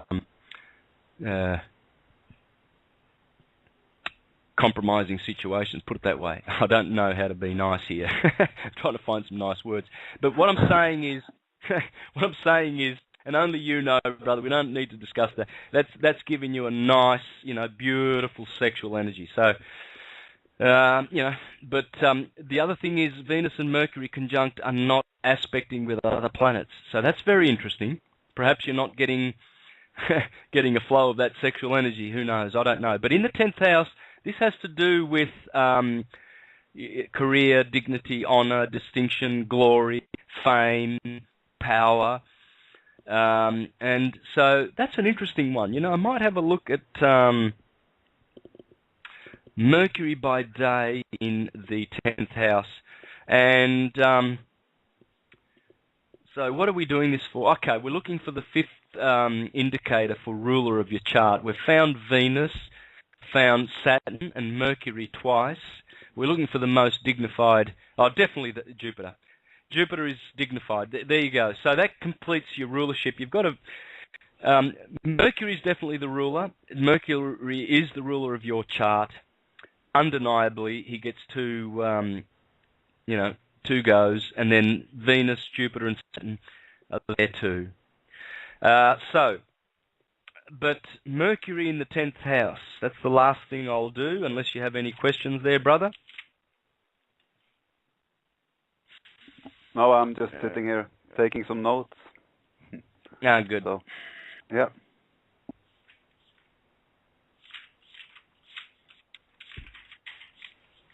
What do we want? Mercury in the 10th. Yeah, it's good. It's really good. Natives who have Mercury in the 10th house in the morning rising. It's not a morning rising, it's evening. Okay, evening rising, travellers. A lot of travelling. That will involve you in public business. Watery activities. No, watery activities are indicated if Saturn is in opposition. Nope. Yeah, okay, so travelling. A lot of travelling. But normally, Mercury in that house, people who are admirable, famous in all activities. That's a morning rising of Mercury. So Mercury precedes the sun in its rising. All right, there you go. You have any medical, a little bit, about something I should watch out for, maybe? Well, yeah. I feel very fine, but yeah. Yeah, you pretty much won't. How old are you now? I'm how old? 48. 47. Oh yeah, 47. Because Okay. you turn 48 next month. 47. Yeah. Well, Well, okay. There's nothing in the 6th house or the 2nd or the 8th. Oh, no, there is something in the 2nd house, but it's Neptune well aspected. But usually if there's a planet in the 6th, you should sort of be slightly concerned. The next thing to look for is the lords of the ascendant. The lords of the ascendant. Your ascendant is Libra. And so we're looking for the lords of air and by day, and they would be Saturn, Mercury, and Jupiter, and all of those planets are very, very well aspected and placed in your chart. So you're going to have good health. Period. But the points that you should be concerned about, or you should strengthen as you go, would be Saturn retrograding, receiving some severe oppositions and squares in Pisces. That's the nervous system. Saturn retrograding, and here's a malefic. This is a chronic condition. So there'll be something disturbing your nervous system there with Pisces there, Saturn. Okay? And more specifically, the 15th degree, or the 16th degree, would be dealing with, nerves. So every time I see something in that Pisces-Virgo axis, of course, you've got Uranus and Pluto in Virgo, so, they are directly opposite Saturn, and this is a destructive, these two planets these three in combination are very, very strong and destructive. So you might want to just, strengthen your nerves, iron phosphate, stuff like that, potassium phosphate, magnesium phosphate. The other one is the 12th and 14th degree of Virgo. Something to do with the feet. Virgo, so the feet and the stomach, digestive problems. And the last one would be Jupiter and the Moon receiving those squares in that T-square you have. 19 and 21 degrees, Gemini. With the feet, when I was a kid, I could walk around naked if I only had socks on. Yeah, bare feet, you mean? Yeah. No, I could be all naked, but I had to put my socks on. Sorry, I misunderstood. That's interesting, isn't it? Hell of a picture, Stola. Yep. Yeah. So this particular spot in Gemini is the eyesight. Watch your eyesight and appendicitis, and that's it. Eyesight and appendicitis. Yeah, thank you very much. So sitting here with glasses, thank you. Yeah. Hey, Santo. We're about 9 minutes to the to the rollover. Did you want to maybe? I talked to Ninja. She'll hold off if you want to do a bit of box, and I know you have to go, so that's why I'm always feeling the pressure. I know because there's so many people want to get this done. I do have to go. I know you do. I've got to take my wife to the station. And okay, well, I'll tell you what, just going to do a quick shout-out here. criticalmassradio.co.uk, Paul Giovanni, Lisa and the crew, thank you guys so much for the platform we get to run every night here, and allows us to do this. So there you go. Bach, your line is still open if you, and again, if whatever we don't get accomplished tonight, I'm slowly trying to coerce Santo into, showing up maybe another night here and there. So, hint, I'm just kidding. No, I'm not. See, that's my mutability. So go ahead, Bach, if you want to do that, and then Santo, just leave when you have to. Yeah, just make it short and sweet. My birth date is 12/24/1965 at 5:20 a.m. 12/24. 12/25. Yeah, 12/24/1965. 5:20 in the morning. hang on, sorry, because I'm 25, 12. Sorry, brother, I'm just 25. Sometimes I don't know why, but everything goes slow, real slow. So 25th of December, 1965. No, 24th of December, 1965. That's, you see, I knew something was not going right. Okay, time. 5:20 a.m. Place. Flint, Michigan. Okay, so 24th of December, 65, 5:20 a.m., Flint, Michigan. And now I've got to go searching for Michigan, do I? Right, here we go. It's always the last one. Yeah. Or the one you can't find. As in, right now.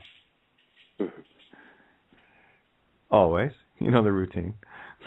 There it is. Okay.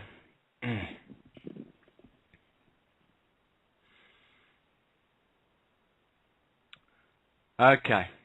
Night chart, of course. Sun and Moon in Capricorn, Ascendant in Scorpio.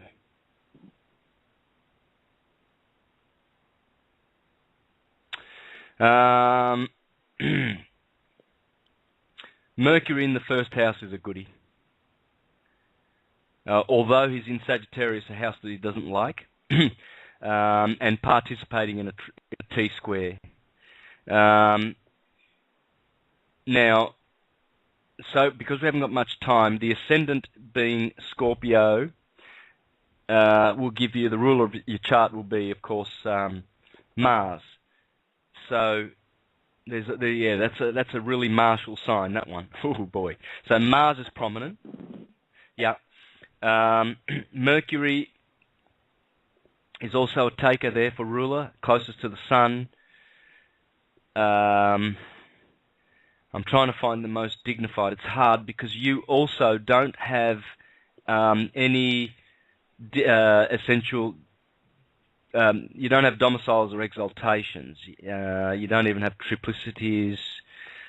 So the next dignities would be faces and bounds or terms. But let me see. Which would be? It'd be Mercury. Mercury. I'm giving it to Mercury. And, okay, let's have a look at the degrees that the Moon is in. She's in the 19th degree of Capricorn. Because it's a night chart, you don't use the Sun as the indicator, you use the Moon. You find the terms in which the Moon is in is the ruler of your chart. And so, being in the 19th degree of Capricorn, that's Jupiter. So, Jupiter is another taker for ruler. Good, I'm glad, because he's in the 7th house and, you know, receiving a couple of bad aspects, a couple of squares and an opposition from the Sun, but to be ruler has given him more strength. So that's good, and it gives you more Jupiterian, all the good things Jupiter stands for. Now, having a Moon in Capricorn, though, when it transits Capricorn and enters Aquarius, its ruler is Saturn. You, too, also have a very spread-out rulership. You're also ruled by Mercury. He gets 2 goes. And you've got Mars, Saturn, Jupiter vying for co-rulership. So you also have a T-square, which is pointing to your first house. So, you know, that's a lot of energy directed to the first house. So somehow, by having Sag and Scorpio in your first house, you really are, you know, driven. This is a drive. This is pushing you. Sometimes not in a good way, though, you know, because of the malefics involved in it, Saturn and Pluto and Uranus. So they're nudging you along. So having Mercury in the first house, Hermes, that's the seeker of wisdom, the teacher, the communicator. You should not have a problem with communicating. That's sure. There you go. Your North Node is in Gemini again, as the other person did from Oslo. Your North Node is in Gemini. That's the best place for it to be. So, keep that dog-eared, that in your ear. What's the word I'm looking for? Keep it mark tucked. that. Keep it tucked away in your notes. That's the one. Yeah, highlight that one. Actually, there you go. Thank you, Santos. All right. Yeah, you heard. We got 90 seconds left here, guys. We're going to the recording. If you want to continue listening, I'll carry on once Santo has to go. As always, you know me, mouthpiece. And so call in here at 661-467-2401. And of course, Skype in, refresh the page, hit the Skype button, or grab the archive. So is there anything else you wanted to go on with there, Santo? No, that's about it. With the chart, you mean? Yeah. Well, I know we got like a minute left here, so it's up to you. Look, depends on what the person's looking for. There's certainly, again, as with the first person, Mars and Venus in Aquarius. That's another very sexual thing. Different kind, though. More aggressive than the previous Mercury-Venus. Mars is much more aggressive with Venus, so there's some sexual energy stuff going on there too. Jupiter in the 7th house, which is the house of marriage and partnerships. I would be looking for a very, very happy partner, because if you don't have that Jupiterian happiness, it can really sort of decay the and dissolve the beauty of the marriage. It can be a decadent sort of a force in the marriage. You need a happy, and everyone needs someone that's happy, of course. But this is stressed here. Jupiter in the 7th house and the North Node in the 7th house. Am I? I don't know. I have an ability to press people's perception of things. I'm always that's Mercury in the first always house. Pushing their perception to find out where they're at. Yeah, it sounds like a bit of Gemini action going on there. Yeah, just a little. Yeah, I'm the oddest person I've met, I guess. There you go. Yeah, there's nothing wrong with that. Nothing wrong with that at all. Yeah, it's like running a race and always looking back over your shoulder, like Well, listen, it looks like Nav John just lost power. I'll take care of that in a minute. What was going to say there? Yeah, it's that's the problem with being blatantly truthful, blatantly honest. You piss a lot of people off. Well, egos, not people. The beings are fine. It's the egos we've got to deal with, right? The TV doesn't want to change channel, but... any other questions for Santo? I just want to say, Santo, great to have you back again on the Fridays. And, you know me, the greedy whore bitch that I am. The truth, I'll get you in anytime you want. So, and I think I'm going to have to pop away for a sec. I got to move my car. But it's... Well, I've got to fly too, unfortunately. All right. Well, it looks like I'll throw a tune on, and hopefully I heard right. And... this will be rather perfect timing, which never seems to be. It's always the case, right? Always in a panic, always in the stress. I'll have to check that on my chart. But thanks again, Santo. Always appreciated. Yeah, yes, my thank pleasure. You, Santo. Yep, anytime. All right, guys. Thank you. See you next week. All right, take care. Yeah, there's the door opening. So I'm going to toss a song on. I'll be right back. We'll talk to you in a little bit, Santo. Much love.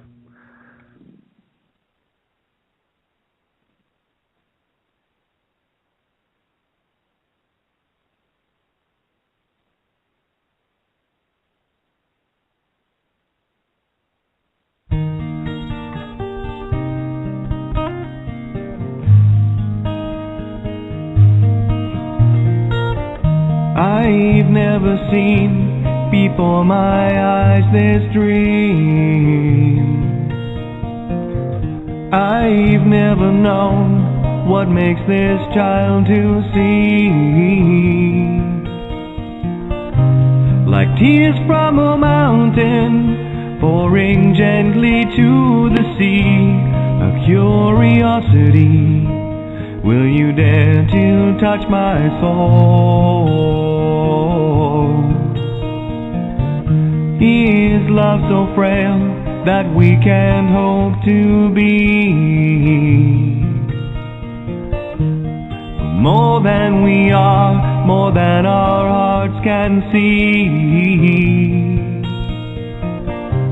And if for any reason on this field of broken dreams we stand to lose it all, then for you, yes, I do it willingly.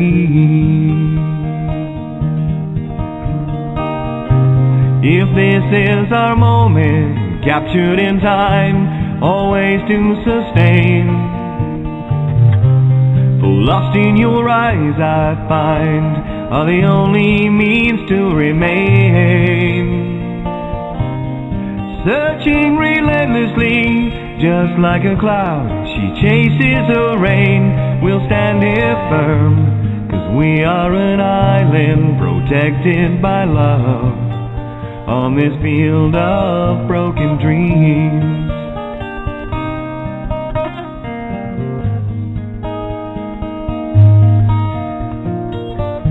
It's never clear, this path of destiny.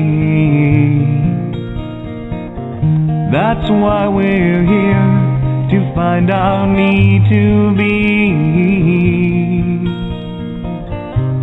Elusive as a rainbow, we can try to steal her gold, but she'll give it willingly.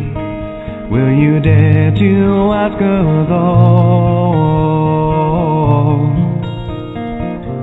We'll find a way, we must believe in us. There'll come a day we'll soar, and when it does, the sky will have no boundaries. I will challenge every sea. I will never lose this dream. 'Cause for you, yes, I do it willingly.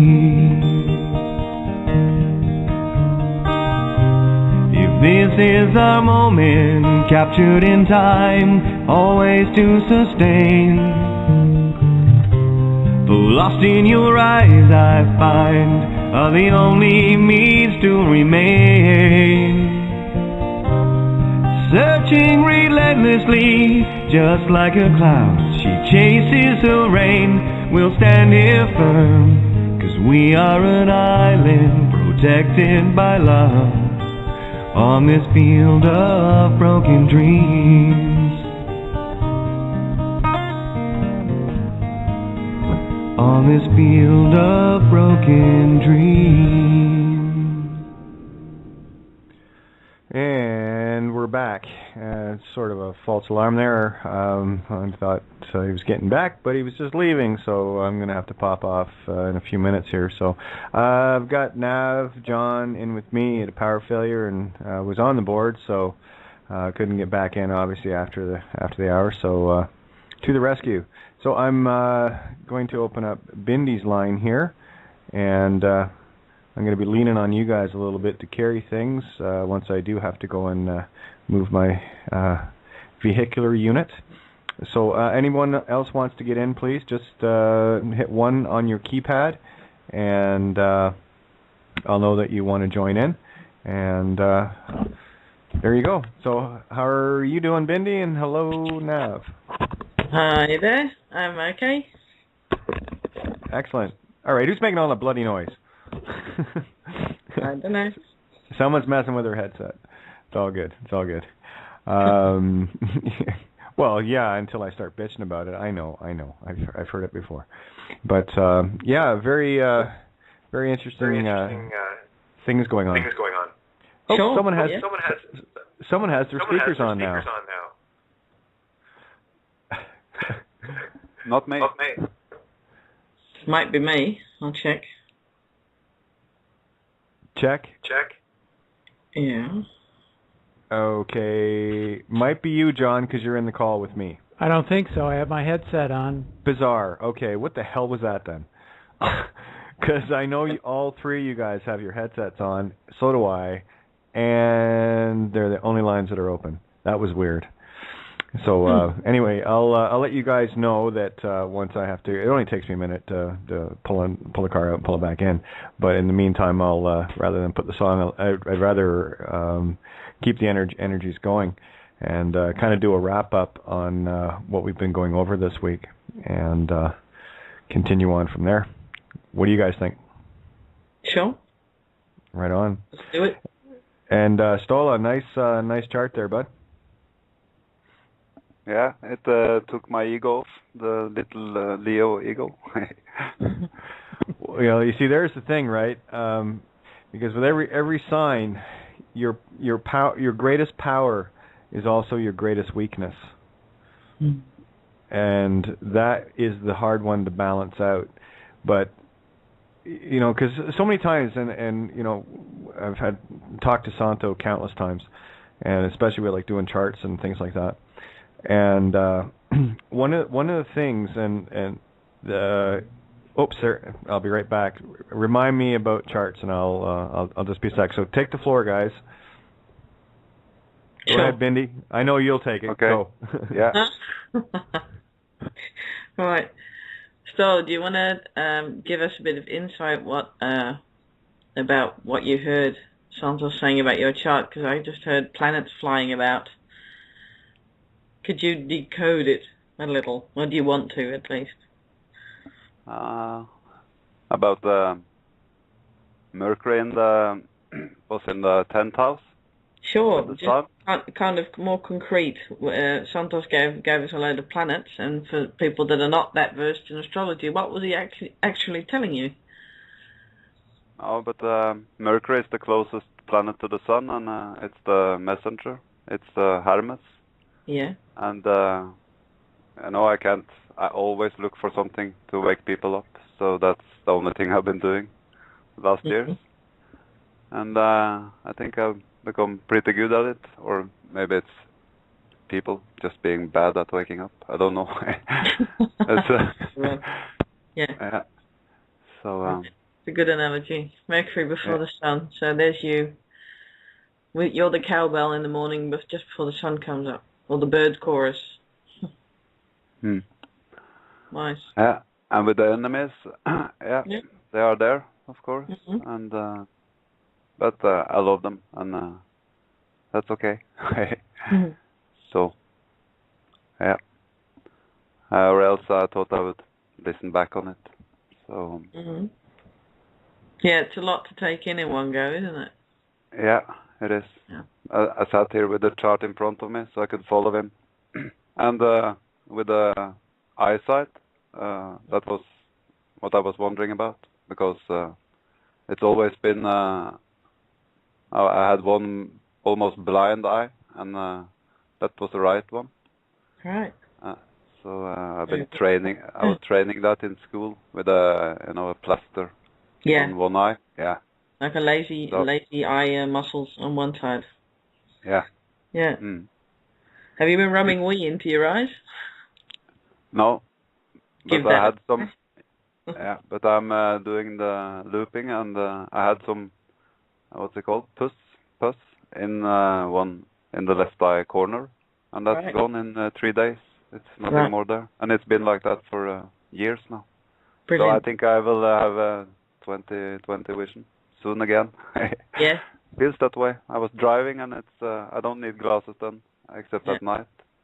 Were you the one? Were you the one with the Scorpio ascending? I don't remember that. Okay, maybe it was the second chart. That would help restore the eyesight. Yeah. Okay. Eagle vision. Well. Okay. Anybody else got thoughts on this? I think Ninja went to turn off the heating or something. Okay. I'm back. A few of me. Okay. Well done. Thank you, guys. See? Hello. Thank you. No, it's all good. It's all good. Yeah, carry on. Don't worry about me. We were just trying to translate. Like I heard planets flying, and somebody else might have heard a deeper message behind it all. And Stoll is telling us what he's heard, what it actually means. A few details, anyway. Yeah. There you go. And you got your birthday coming up, and as it turns out, July 25th is my parents' anniversary, wedding anniversary. Mm-hmm. They don't celebrate it anymore. Well, they do, actually. They can now because they're both together again. That's cool. Mm. Yeah, it's neat. My brother's 27th, so he's one of those lion cubs, too. Yeah, and my dad was a Leo, July 20th. Mm. So, yeah, imagine that, getting married 5 days after your birthday. Oh, what's that, Benny? A force to reckon with, Leo. Yeah, I definitely had his. I really wish I'd known his time of birth, and I'd be able to look at the chart and get a whole better handle on it. So. Yeah. Yeah, back to my. Okay. Mm. Yeah. Oh yeah. Mm. I know there's a light. There's a light that should be lighting on this headset when it's muted, and now it's not working anymore, so I can't mute. Well, you can mute on Skype. You just got to hit the mic. Now it's working again. Yeah. Oh, okay. Yeah, because I just mute on Skype. A whole lot easier. But yeah, getting back to the charts, I just want to get that wave back. Where was I going there? Oh, about the greatest strength, greatest weakness. Because we can all get flattered by our charts and all the really groovy, wonderful things in it, and it's by the way we've been in trained, we don't want to know anything bad about our design, or our potential to be that. And that's the one thing that can trip us up every single time. It's the only thing that can trip us up. And the ego, the personality loves the flattery and all the rest of it. Doesn't really like the corrective qualities that we need to look at to keep that mirror balanced, right? So that's why I've spent a lot of time looking at the not so wonderful qualities of what my design is, and of course my own nature, and looking for the things that I need to correct with myself. And there's still lots. It's an ongoing process. I mean, we can't get stuck in the delusion of destination. It's a journey, and it's an ongoing journey, and it's infinite. And to be infinitely blissful requires a little bit of work, and that's what we need to do. Get rid of the garbage, get rid of the camel, packaging, and work diligently at that. I just got a brilliant picture in my mind for what you're saying, like a door with the word vulnerability on it, and the guard standing in front of it. And we've got to get rid of the guard because that's ego. Well, typically they like donuts and coffee, so hand them the coffee and donuts, and then slip past into the areas you need to really look at. And we talked about the ego, so we've beaten to death here, and it's going to continue to get beaten to death. And it's the only thing that's going to get in your way. And you'll feel the resistance. It is actually an energy, and you will feel it. Those things that you don't want to really do. I don't really want to look at that. I don't really want to confront that. And you can feel that energy. It's a standing wave. And what you need to do, this is like in the Toon Rescue, these are the walls you got to push on through. And that's how I've walked my path, finding those areas of resistance to keep me on course. Those are the things I use to, literally go with the flow.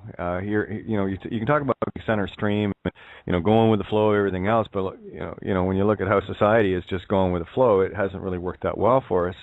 Because we're all too busy looking for the goodies in our lives and all the rest of that, right? So from there, it's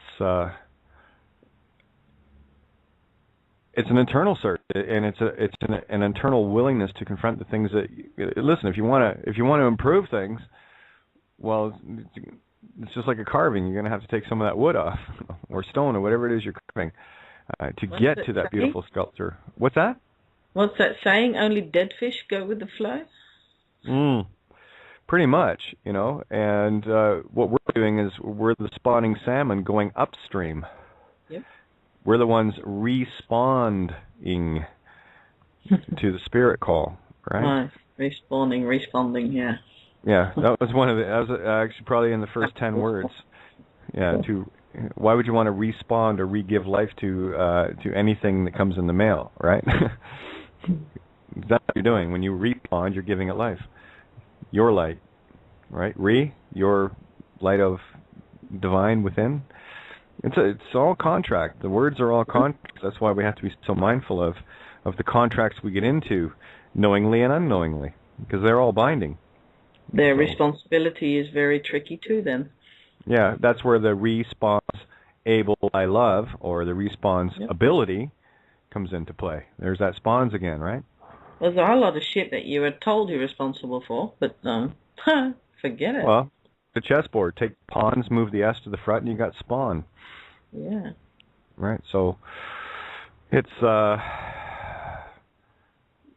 there. Yeah. Exactly. So, that's one of the reasons why. I mean, Santo's done my chart. He's done it a couple of times. I've been very fortunate in getting into some pretty heavy detail with mine, and I took it at face value for what it was and what it was presenting. Plus, tie in the Chinese zodiac, tie in the Mayan, tie in all of it. Human Design America. This is a thing. I was hungry to know myself, so I went seeking those different things, looking at I know that's my good qualities, and I know that's something I have to fix, that I want to make a good quality, and don't look at it. It's not a bad quality. It's something that you need to improve on. That's it. Sure. Well, the horoscope's a big mirror for me. That's the shit that nobody can tell me. Mm-hmm. However well they try, or however well I try not to see it, because that's probably the clue. My blinkers are there, and some people have the same blinkers, so you don't get everything mirrored. And astrology bypasses that for me. It's starting to anyway. No, I hear you. I totally hear you. Yeah. No, sorry, I'm just a little distracted right now, so I would say forgive me, but I don't want that. I'm glad. Just got a lot of stuff flying through my head right now. Yeah. But it's really taking that cold, hard look at ourselves. We spend so much time looking outside of ourselves and seeing those other aspects, our reflections, but they're only little. Like, think of all the individuals that you have come into contact in your life, and they are all part of you. They were all little individual things, right? And we can look at those closest to us as being the ones that are the mirrors that you need to reflect from the most. I mean, this is a thing that I tear myself apart inside, wondering, okay, what the hell do I need to figure out here? And it's not for lack of trying, guys. This can be a very frustrating road, but I'll tell you, the little gems you pick up along the way are well worth it. And you'll find some that that come easier, and then others that cost you a fair bit of your reality, as you thought it was, right? So be ready for that. Some you just have to cut loose. Well, that's it. I mean, that is totally it. Sometimes you just have to let it go and try and figure it out. Well, yeah, and maze. Well, that's the point. Oh, go ahead, Ståle. No, I was just going to say I'm very aware of it, and I observe it, and I try to, I'm taking it in and trying to correct things or understand them. Understand them. You just got to be the neutral observer. And we got Mim going to jump in here, so I just saw the hand go up there, and I did hit it. Let me try again. There. Okay, I took on the second. There you are, Mim. Good evening, Kate and Ninja. How is everybody tonight? We're doing great. I know you are because I'm having a great time listening. I just wanted to chime in with a little synchronicity here. I'm dealing with a particular friend situation, and I'm thinking about everything that you've been, speaking to. And this car pulls in front of me, and the license plate is 555, and the letters were YMU. And from our phonics, we know that Y can be either Y sound, E sound, or I sound. So 555 IMU. Yeah, and take the other things into it. There's the question: why am you? Why am I you? Right? Or the tree of life, the creation aspect of singular intention to exponential creation, the branch out. So there are many layers there, So it's good eyes. Yeah. Thanks for bringing that extra little question mark in there about the why again. I like that little added thought to be considering. One of the things that I do is, as soon as I get an affirmative on something, I immediately go looking for the not affirmative to find its mirror. I find that which resonates and agrees with me, then I look to the opposite to see its mirror, to find its neutral point. And that I find, for me anyway, it works a treat. Truth reveals itself like that. It's crazy fast. Look at all the variables, because that's the thing about the charts we were just talking about. It's very easy to look at all the wonderful traits that we have in our signs and the beautiful aspects and, planetary positions and everything else. But we do have issues, I'm speaking for me, looking at those things that may not be so agreeable. And those are the ones that, as much as they're, I got to fix this, so I'm going to go look at it. And I look at it. And I work through it and I go, yep, need to fix that.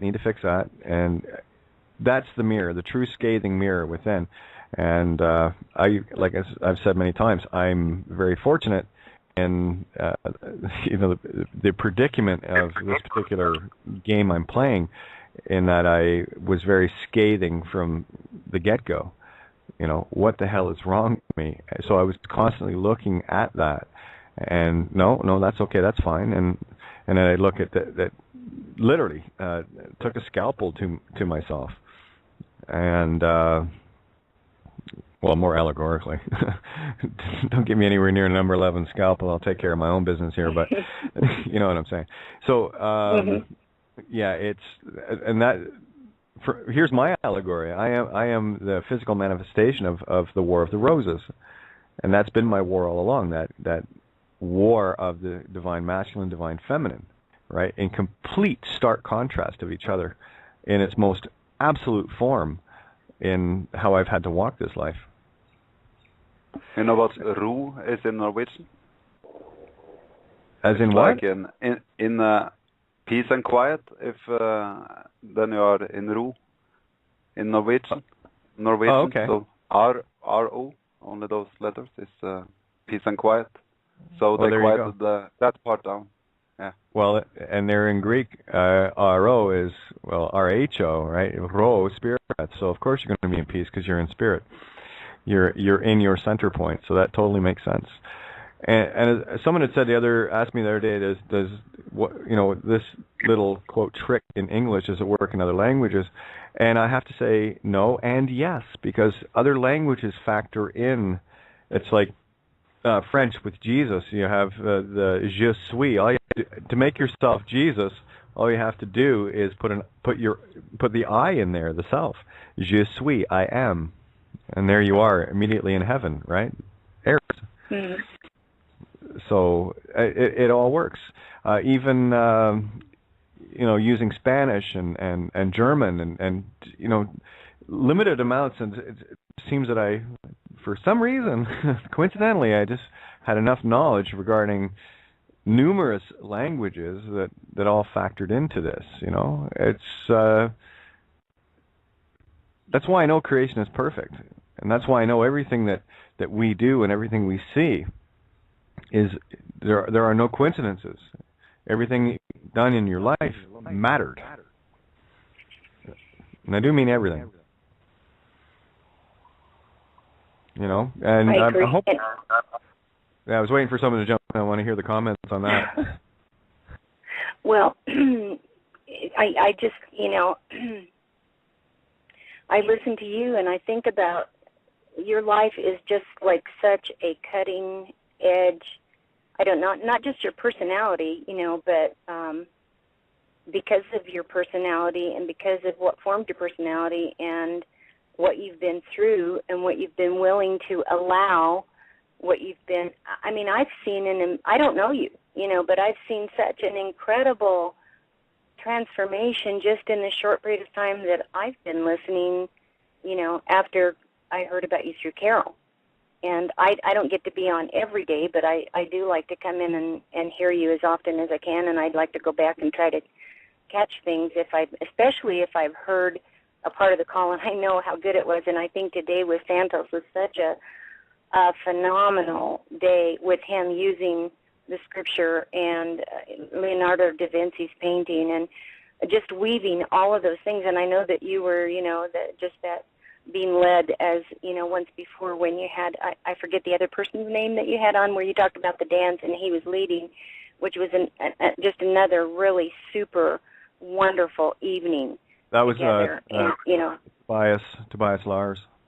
Yes, Tobias. I loved that show that night, and just such an incredible flow. And of course, there was no need to, you know, be even interacting that much with Santos because he was on a roll, and I knew, you know, the downloads were just coming so fast because he was tripping up, and you know, everything was happening so fast. It was almost like he was tripping over what he wanted to get out, but still, everything, you know, came out in such a beautiful manner of just opening things up. And I loved what you said the other day about, you know, people just, you were talking about the letter C and being open, and when you were talking, I remembered that, you know, from my Hebraic understanding, they talked about that the sea, like the Sea of Galilee, whenever you see the word sea, S-E-A, that it was talking about groups of people or groupings of people. And one other comment on SEA. Now there's A, which of course is 6 in the mirror, and which becomes light. Yin, dark becomes light, right? Because you look at the yin yang, you have light in the dark and dark in the light, right? There's both qualities on each side of it. And you have, so SE, which is say, yeah, and there's your dark and light together, the E and the A, right? Divine Feminine Kundalini S. So you have already got a balance of the light and the dark in the mirror. And say, SE, is himself, herself, itself, which of course 9 is light in the mirror, which becomes the creational void of dark, right? So look at that. You wonder why these words are formed the way they are. And that's all I'm trying to outline and show people, how absolutely critical each word is and how it's formed. These are perfect. Everything is perfect. You got to be able to. Well, I'm like you. I'm a wordsmith of sorts, but I haven't been in it for quite some time. I've had, like, you know, a period in my life where I just haven't been in it. But I love etymology and where words come from and their meanings, and you know, I love what's happening because it's very liquid, it's very fluid, you know, and it's very dynamic. Being, you know, just listening or being a part of the conversation, and there's just a wonderful give and take, and I love the way that you open it up and ask and continue to prod and encourage people. Come on, you guys, open up and, you know, share your heart and be a part of this. Well, that's how we do it. We do it together. I love hearing Ninja. I love hearing Colleen. I love hearing everybody. Bindi. I love hearing you. I love hearing Jeremiah. I love Steve. I love hearing everybody that comes in to share stuff. Yeah. Oh, and a little side note here. Of course, I did my daily card split today, and I had this same split was actually the first split I did. I've mentioned it already. And you can go back and verify on the radio shows. But guess what the cards were today? The Badger, right? And of course, none other than Wayland showed up again today. So that's gosh. Yeah, well, 4 days in a row for me. Then it jumped out for Ninja when I was doing. It didn't completely come out, so. But it's like, here I am, yesterday, and of course. Well, today, I used to live on a Badger Street, so it's in my life.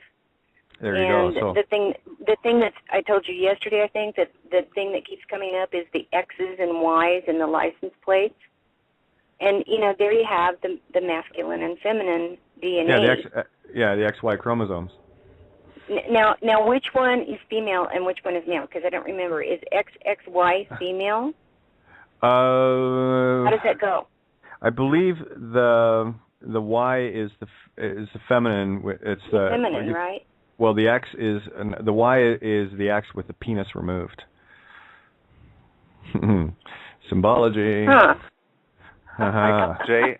I have XJH, but I call that the X Johansson, which was my last name.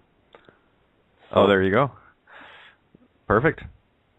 Okay, so the male DNA is what? XX, and female is XXY. Is that the way it is? I think so.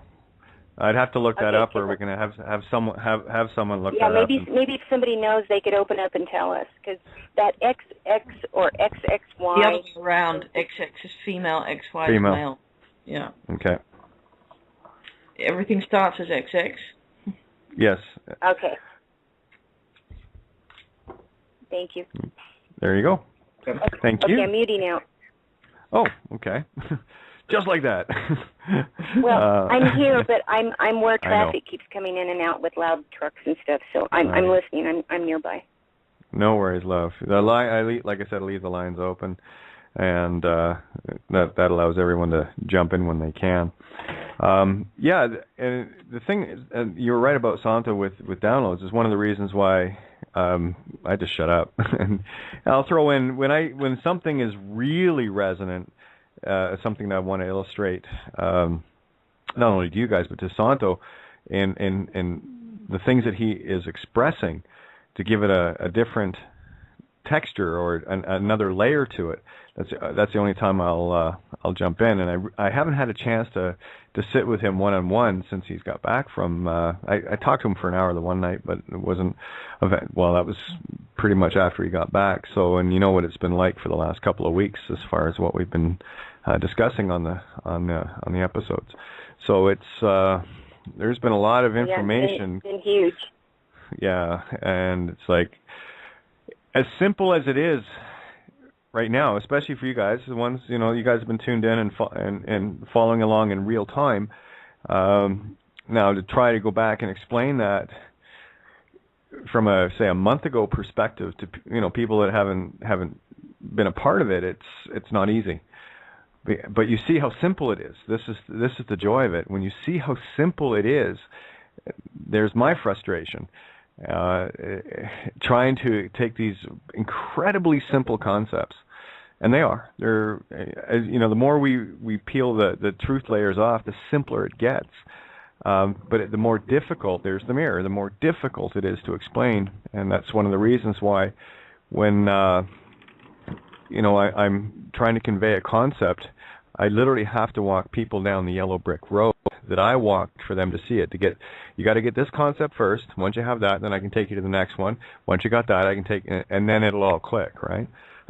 Excuse me. So if you keep repeating myself, that's why I do it, because there's a very specific trail to get to a very specific concept.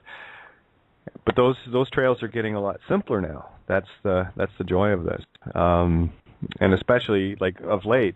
With everyone chiming in and the posts that I'm getting and emails and stuff and all the rest of it, is just telling me that everyone's resonating. Everyone's getting. We're all on the same page, and I'm people are sharing their allegories and their coincidences and their synchronicities and a lot of ooh and ahs going around lately, and it's magnificent to watch.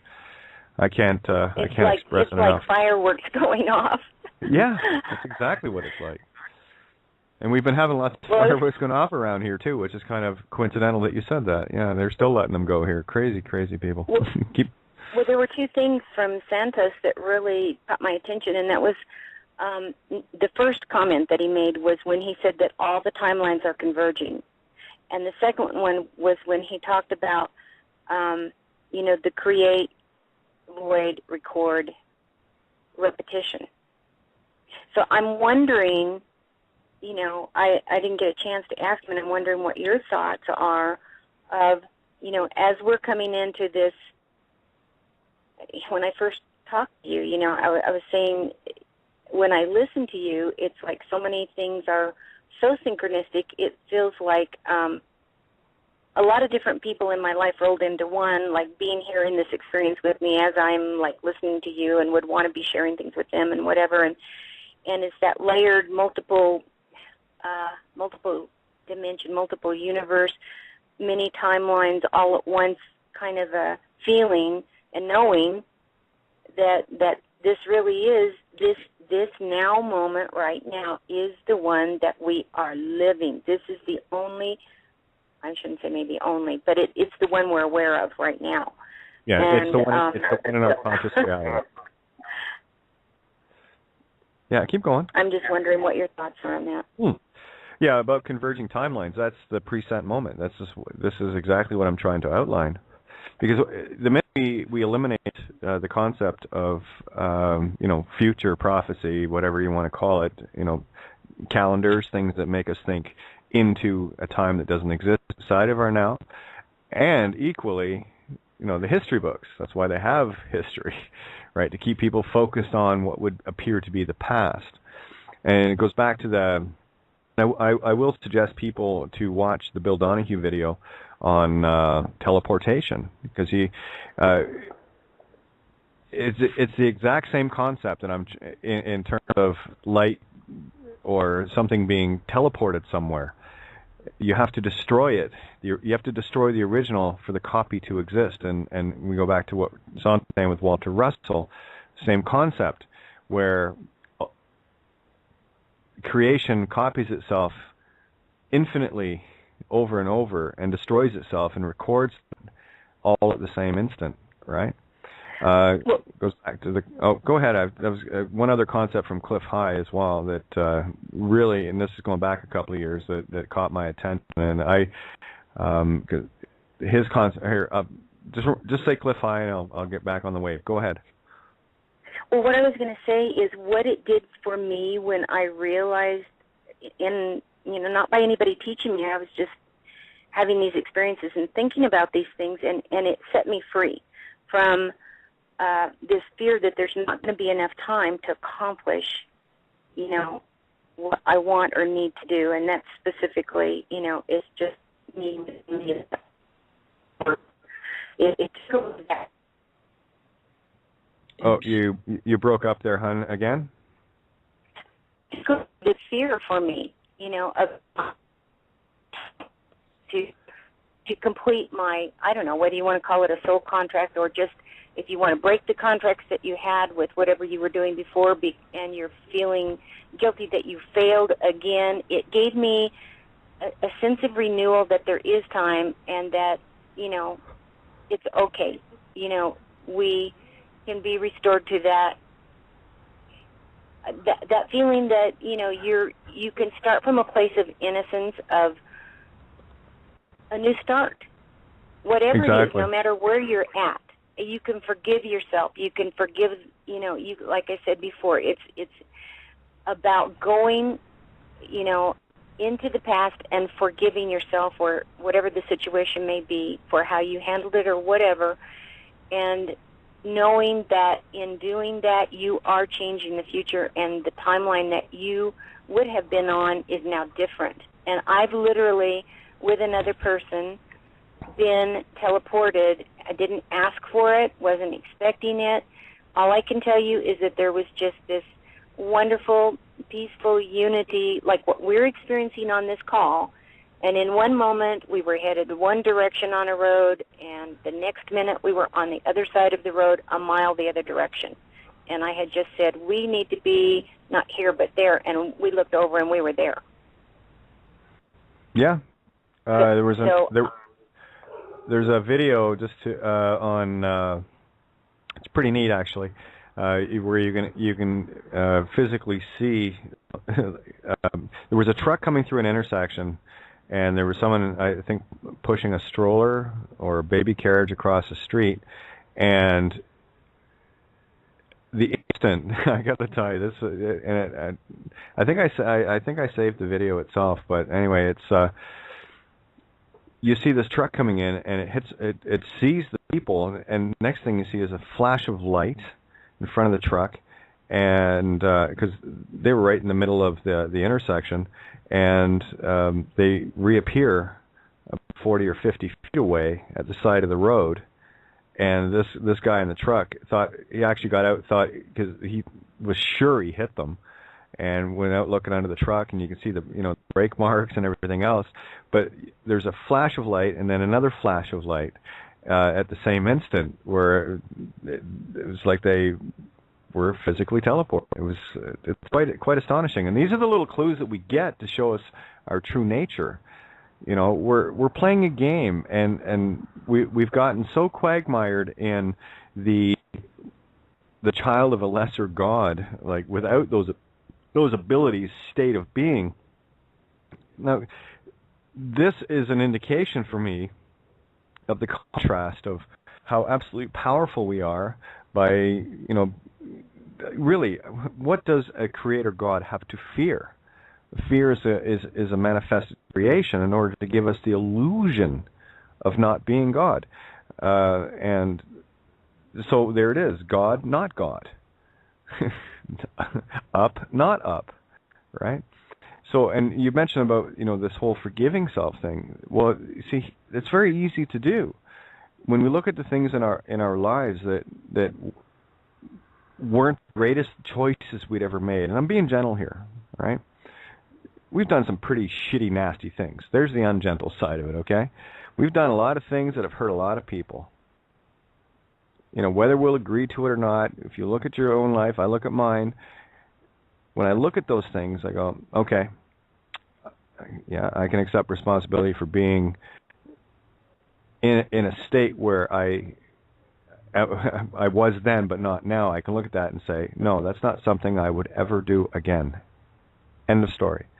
And then look at balance it out. This is not about beating ourselves up. We have to keep this balanced. Look at the good things that we've done with the right intentions, and keep in mind the free will choice thing, right? This is a razor. You walk this one. And these are the things that were agreeable to all, weren't harming anyone. These are the things that I would do. So the forgiving oneself is coming to terms with the things that we've done, accept the responsibility for it, and say, no, okay, I'm good. This is now. There is no past, okay, and there is no future. Kate, my phone's going. I'm going to have to drop off here. It's just not charging. I apologize. No worries, hon. Thank you so much for popping in. We got about 14 minutes left anyway. So, okay. So, but thanks, ma'am. Always great to hear you. Bye-bye. Great. All right. Love you, kiddo. We'll talk to you maybe tomorrow. There you go, with a fully charged phone. So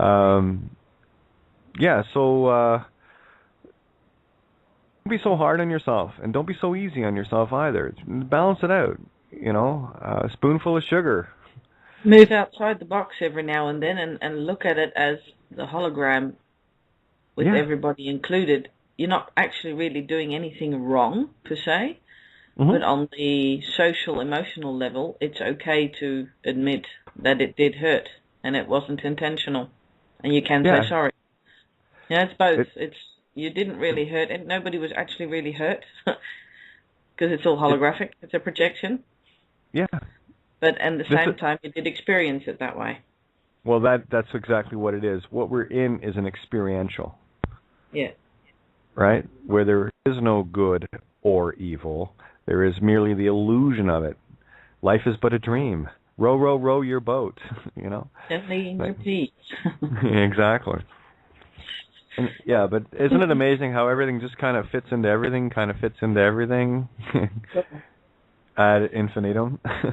Yep. Look at how many layers. Oh, go ahead. you want to know what card animal card I pulled while I was listening to Santos? Which one did you pull? The Swan Maiden. Haha. Do you want me to read what's on the card? Yeah. I kind of figured you were going to. So, yeah, please. Okay. Although the story varies from place to place, the basic plot is the same young man finds the feathered robe or skin of a swan maiden, the goddess-like creature, which has temporarily shed to assume a human form. Although the youth attempts to hide the feathers from the maiden, which allows him to possess her, the swan finds its feathers, assumes its animal form, and leaves the youth.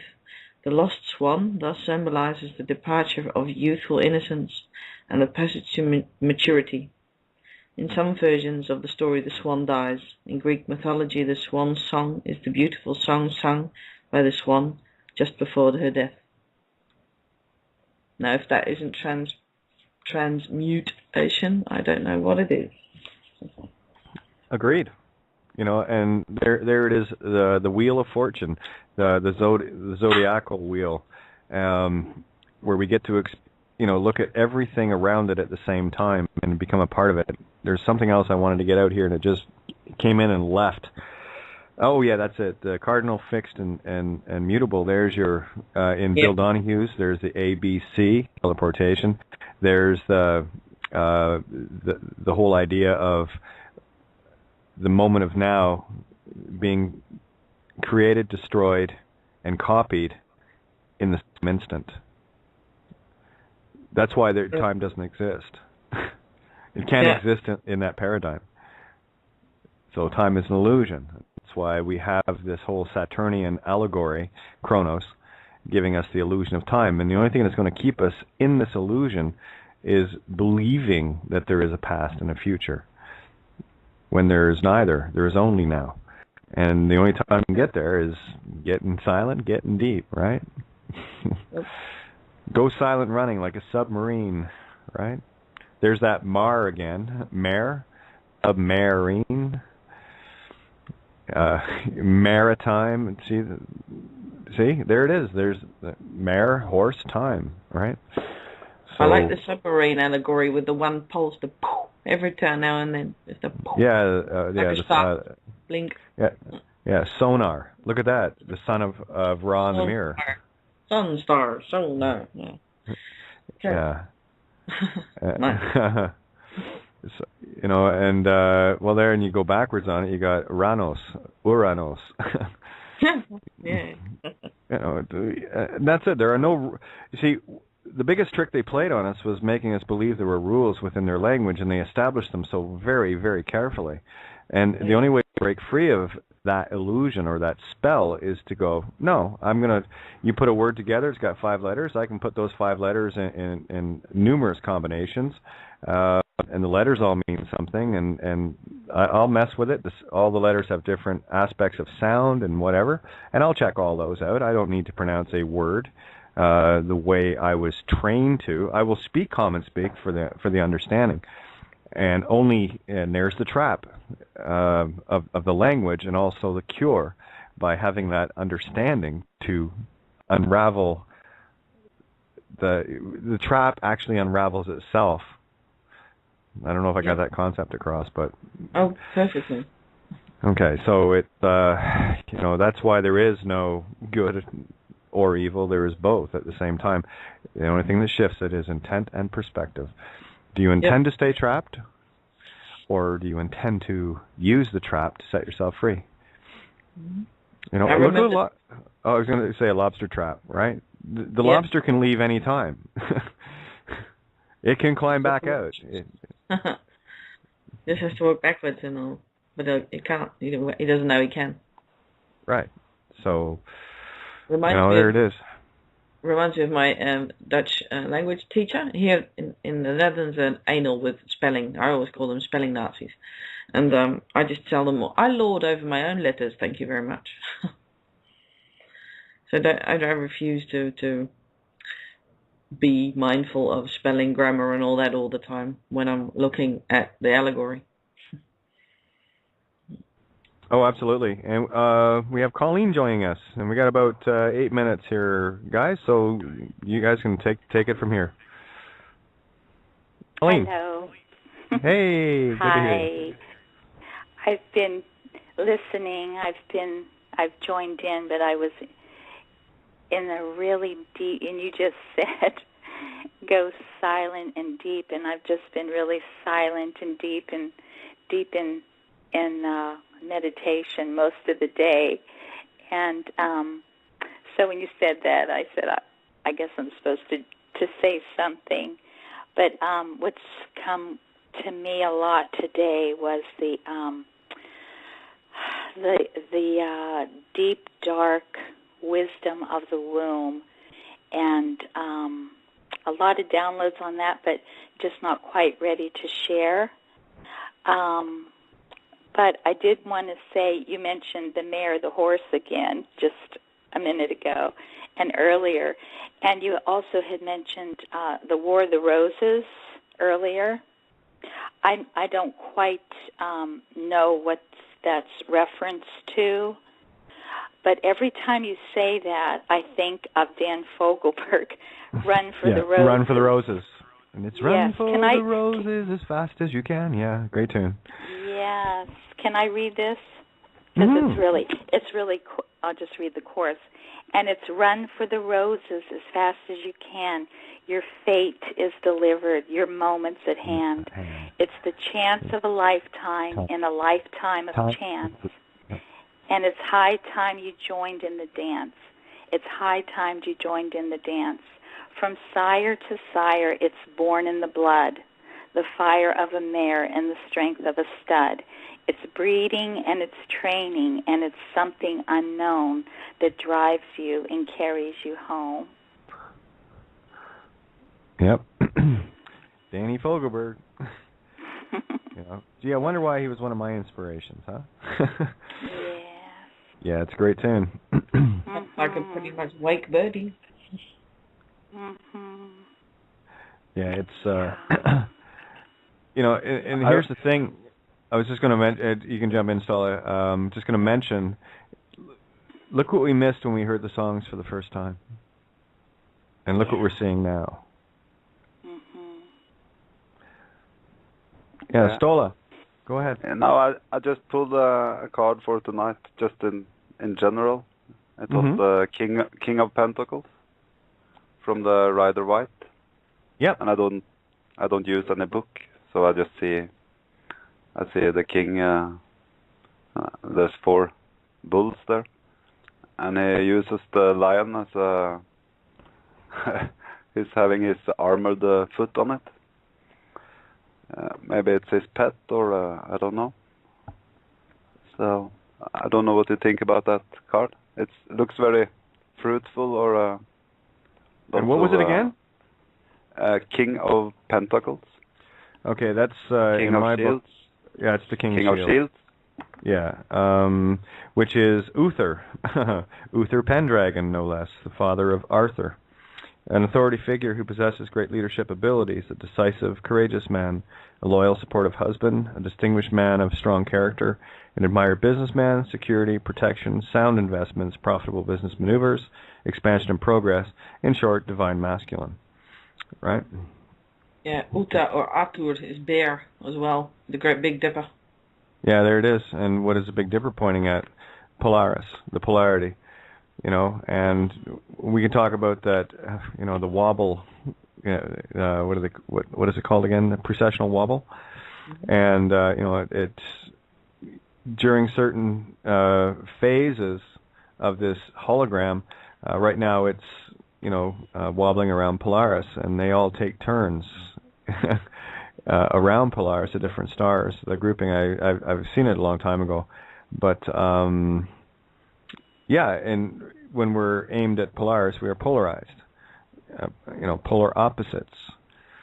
Right now, of course, what I was saying to Santo about being on the equator and being lighter makes total sense to me, because you're at the fastest spinning point of the neutral area of Gaia. So obviously, you would way less, think centrifugal force.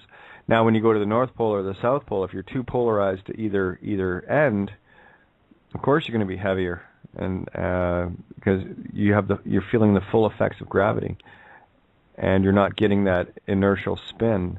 So the further north or the further outside of the equator, out of balance that you go, the heavier you get. That's the lead.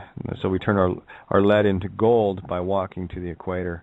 And that is an allegorical equator. The equator you have is a 0 point within you to find that balance of the creative and the intent, perspective and intent, bringing them into balance so that it's not trespassing on anything or anyone.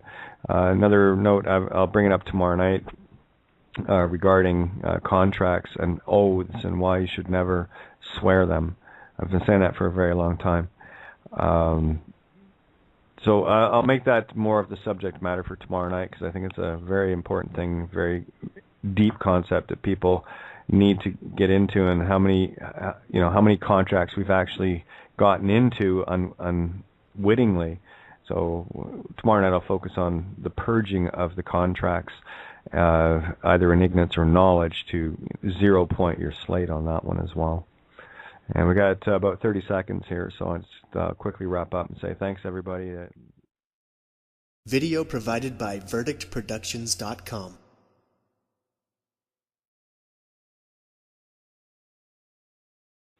This is physical. This is the physical body. Capricorn rules the knees and the skeletal system. And so we have 12 systems of the body. Capricorn rules the skeletal. That's where you start everything. The Philosopher's Stone begins with Capricorn, excuse me, because everything begins with the physical, the earthy, the cardinal sign of Capricorn. Saturn is lead. Lead is the most dense of the elements, or one of the most dense elements. And so you begin with Capricorn. And so the body begins with Capricorn, because the body, the 12 systems of the body, the skeletal system is the base. Everything is built and wound like textiles around the body. This is why in the myths it talks about the flesh being wound on the spindle. That's the yarn being wound. This is the flesh and the blood and the nervous system, the tree of life that is wound and put on this spindle, which is the bones, Capricorn. And that's why the sheep and the goats, Aries, is the cerebrospinal system. In fact, the ram, Aries, is the cerebram. We call it the cerebrum. Neutral. It's the cerebra, the ra, the ram. And so the sheep and the goats, one rules the coarsest part of the body, the bones, the densest, because the body's made of solid, liquid, gas, and radiance, vitality. So Capricorn gets to rule the densest. Aries gets to rule the highest. The ram is at the highest part of the body, the head, the cerebrum, ruling the highest vibrating part of the body, the nervous system, cerebrospinal system. So this is why the Lord Jesus is always separating the sheep from the goats. He's separating the spiritual people from the physical. Not that Capricorns are not spiritual. They are sometimes the most spiritual. But it's talking about science, and it's just literary truth, which aids us in our in our alchemical process of turning our lead into gold. And so you always start with the lead in Capricorn. And so the body's made of 12 systems. Aries rules the cerebrospinal. Taurus rules the lymphatic system. Gemini rules the respiratory system, the lungs, the twin lungs. Cancer rules the digestive system. Leo, the circulatory system. Virgo, the excretory system.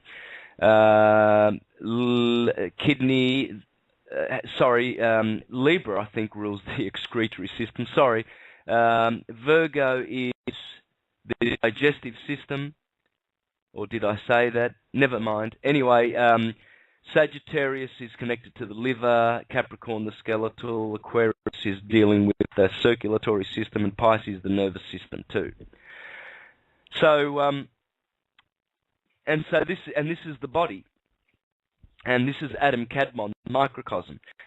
So that's the body. The cardinal points are dealing with the body, the cross, the cardinal cross. There are three crosses: the cardinal cross, the fixed cross, and the mutable cross. We've been through the mutable cross in the last 2,000 years in the age of Pisces. We are now in a fixed cross. Fixed cross consists of Taurus, Leo, Scorpio, Aquarius, the bull, the lion, the eagle, the man. These are the four fixed signs of the zodiac. In Ezekiel and Revelation, you have a description of God having the face of a man, the face of a bull, the face of a lion, and the face of an eagle. Eagle is for Scorpio. And the attributes, you see, I learnt this back when I was a Jehovah's Witness, actually. They teach that, because they can't escape the scriptures where it talks about the bull, the lion, and the man, and the eagle. So they have to give you an explanation. And correct so, they tell you that the bull is dealing with steadfastness, power, zodiacal sign.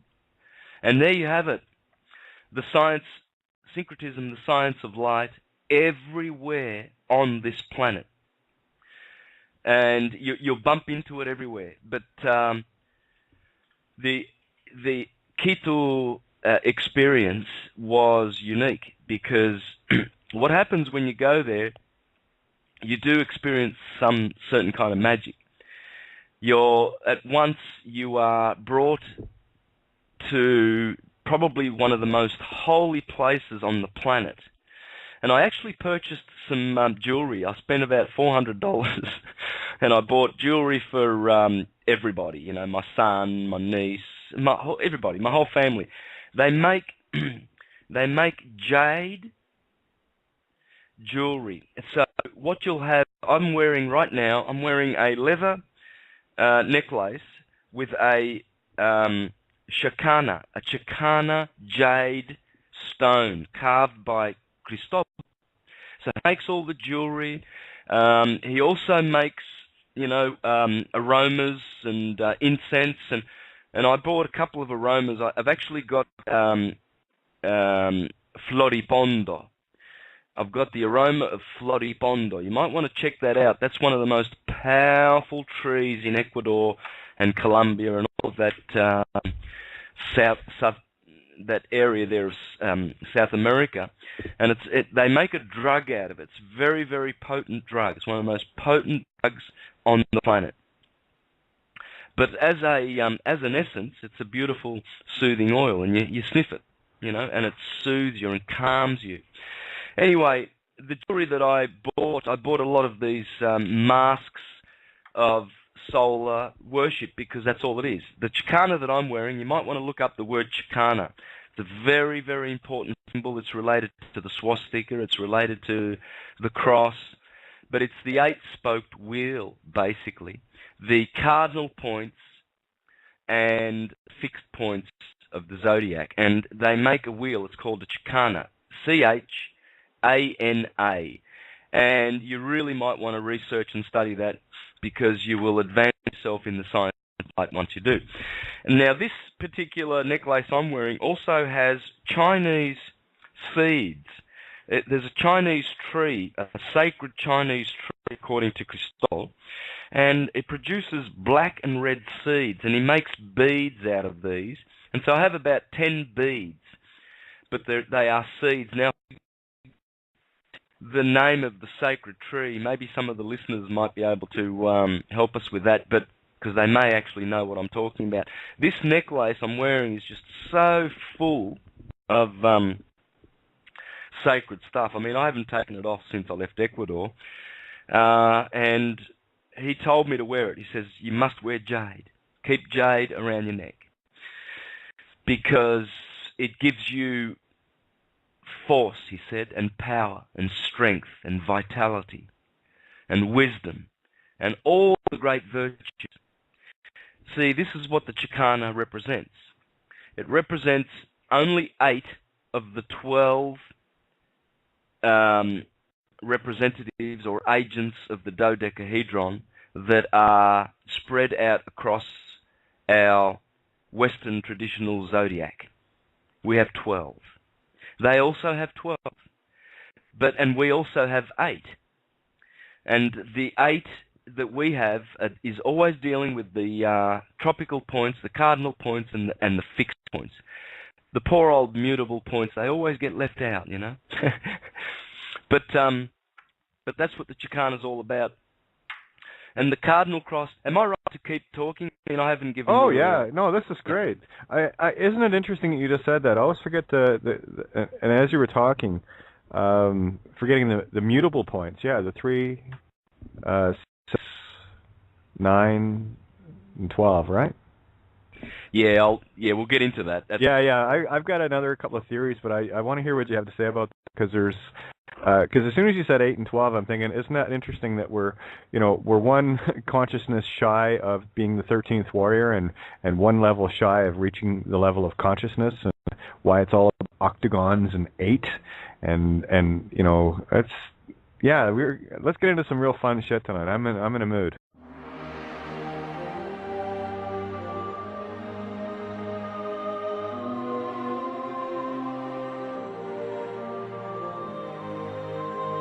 Please note the views and opinions expressed by the hosts on this show are not necessarily the views held by the station.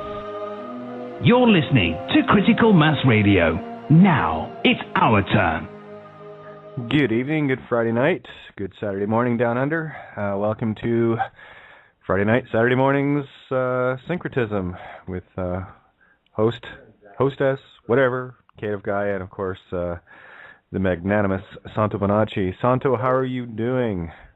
Oh, very well, thanks, Kate. Really, really well. How are you? Excellent. Yeah, we've been ripping down this apocalypse left, right, and center since we talked last, so it's getting funnier and funnier and funnier. So looking forward to tonight's chat. Yeah, me too. All right. Party time, see? Friday night. That's what Friday nights and Saturday mornings, of course, are all about. So I was saying that last night or the night before,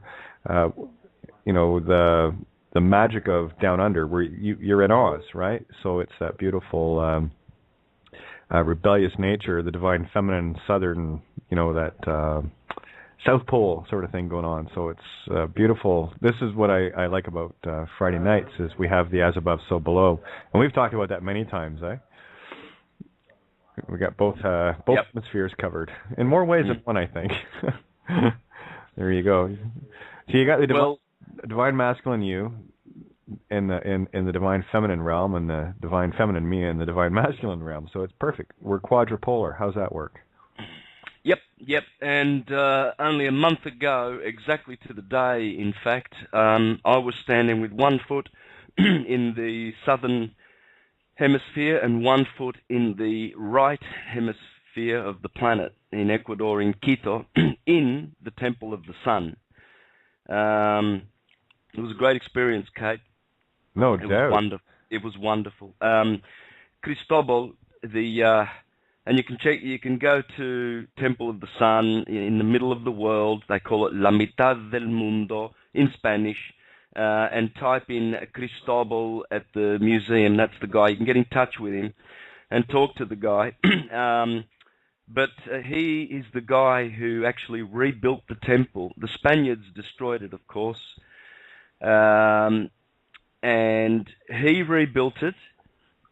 And he is the guide. Now, when we rocked up on the 29th of last month, we had to toot the horn at the front gates because it was closed. They're not doing a lot of business, Not many people want to know about how, the sun works and what were the ancient indigenous people really interested in with this temple. There's plenty of Coca-Cola there now in Ecuador, and Hollywood films and all sorts of American shit. and the people are just lapping it up, you know. So, but we were the only ones there, the three of us, Johnny, myself, and Danny, the director. And we filmed the whole thing. It was about an hour, and Cristobal, who was so generous with his time, beautiful man, and his wife, beautiful woman, and we filmed, and once it's edited, we will have some of the most beautiful, exquisitely explained information about the 4 tropical cardinal points. March 21st, equinox, June 21st, which we just went through 9 days ago, the solstice, autumn equinox, September 23rd, and then the summer solstice of December 21st, and that's it. And that's all that Cristobal spoke about, and that's all I speak about, you know. And so I went to Ecuador, not expecting, you know, I knew I would go to these ancient sites. Johnny prepared me, and I did not expect to go there and hear something astoundingly new. There was Cristobal, who has the tradition of thousands of years of his people, the Quituscara. There are 3, well, there's 2 indigenous groups there, really, the Suarez and the Quichua. But the Quituscara, they were in Quito, the capital of Ecuador, and I encourage any... Let's go. Yeah, well... This is great, keep going. You being a word whiz will know what really hides behind the word mutable. Mutable, mutate, transform, etc. That's where all the transformation happens. Gemini, Pollux and Castor, humanity and divinity, transformation. Virgo, the sign of service. She's the handmaid of the Lord the Sun. And she serves us with bread. It's Bethlehem. Virgo, Bethlehem, the sign of bread. That's where you collect the grain and hence have bread through the winter. So she serves us. It's the sign of service. Sagittarius, the centaur, the man, humanity coming from the beast. And what a beast to represent the majestic horse, the equine. We get words like quality, equine, equus, equality. The horse is majestic. It's the divine animal. That's why... Yeah. Equator, Ecuador, keep going. Exactly. And so here, again, we have another mutable sign of transformation. You might as well change the word mutable into transformation. And then you'll have an understanding of what's going on, especially once we deal with the 8 other signs. And then you'll understand. Pisces, 2 fish, doubt, belief. If you don't have belief, you know, not going to have other, you know, ancillary benefits like willpower. Will is Leo, I will. You won't have other things like Sagittarian wisdom. Sagittarius is I see. It's not talking about seeing with the eyes, although it is, but it's also talking about seeing with the third eye, seeing the divine things. I see. So Pisces, being the last sign, it collects all the energy of the preceding 11 signs, and it contains all of them in itself. This is why Pisces is also opposite Virgo, the sign of service, and it is the sign of giving to humanity and reaching out above to the higher things. One fish is believing, the other one is doubting. One fish is low down, one fish is seeking to go downward into the water, into psychic oblivion and Maya and delusion. The other one is seeking to go to the air and to drink the waters of Aquarius, because that fish is right at the foot of Aquarius and wanting to participate of the air sign of Aquarius, or the air element. And so these signs are all about transformation. But the cardinal signs, starting with Aries, Aries is the first. I am. Fire. Cardinal fire.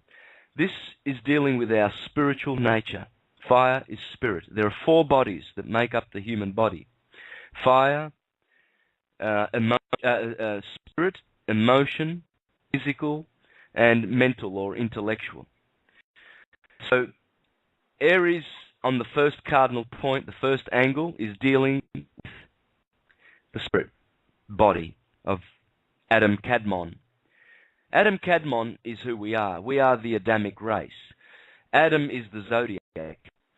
The Aries is on the ascendant, usually. They always put it on the ascendant.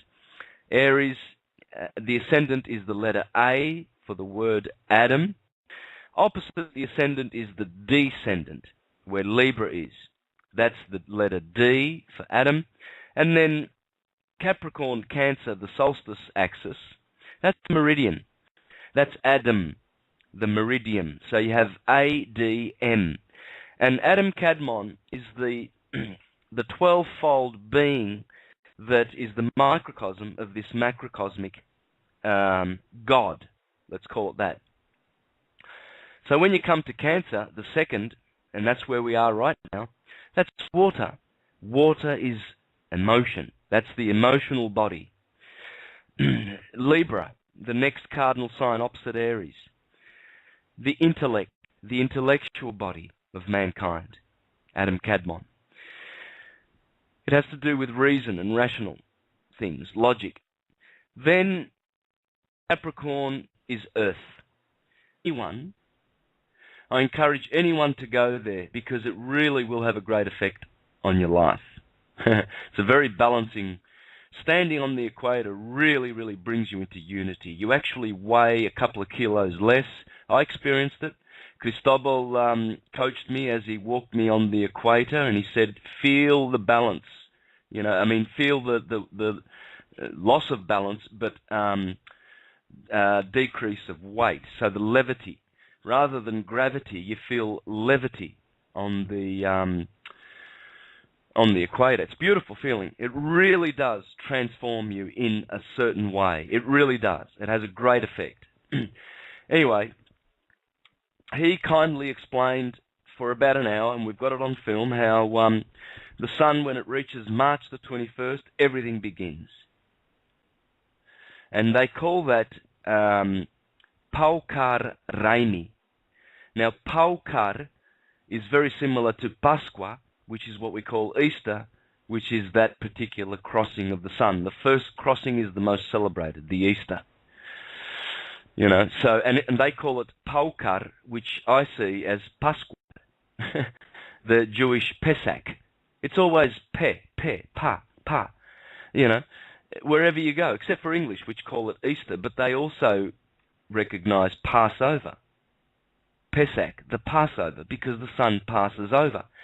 So here's Cristobal telling me, and isn't it funny that he should be having the name of the very man, Christopher Columbus, Cristobal Colon, his true name, Cristobal Colon, in Spanish, that's what they call him. And this particular beautiful Indian man is bearing the name of the conquistador who destroyed their culture in the first place. And here he is, ironically, explaining to me this beautiful wisdom. So these are the 4 points of the Indians. June the 21st is called Inti Raimi. So Paukar Raimi, Inti Raimi. Then they have a very strangely named autumnal equinox. It's called Kuya Raimi. And the last one is Kapach Raimi.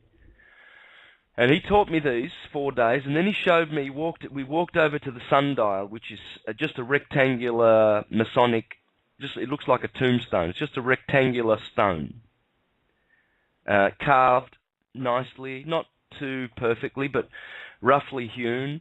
And at the top of this rectangular box, this is how their sundials work in Ecuador. They just have a rectangular, it's like an obelisk, but in rectangular. And I'm talking about, but it does the same job as an obelisk, nonetheless. And what they do is they put a rod through the top of this stone so that it is horizontal, not vertical. It's horizontally projecting from the top of this rectangular stone. So you've got just 2 things. That's it. You've got a stick poking out of the top protruding from the top of this rectangular stone, and the stone is lined up sort of, obviously it's lined up east-west. And that's it. And then we spent a half an hour there filming what he next spoke about, how the sun, as it comes over the top of that on March the 21st, when it gets to the very, very top, it casts no shadow. Okay, that's pretty freaky. Yeah, because it's right above the stone, you see. But generally, what happens is, at midday, that stick casts a shadow, of course, vertically, pure, perpendicular to the horizon, to the horizontal Earth, right? So they know, that's their clock. They know 12 o'clock is opposite to our 12 o'clock. Put it that way, right? That's why we also have 12 o'clock, because the sun is, at the equinox of March the 21st, the sun is directly above the head. But and then in 1 hour's time, that dial will have moved 15 degrees. Then in 2 hours, it will have moved 30 degrees. So there's one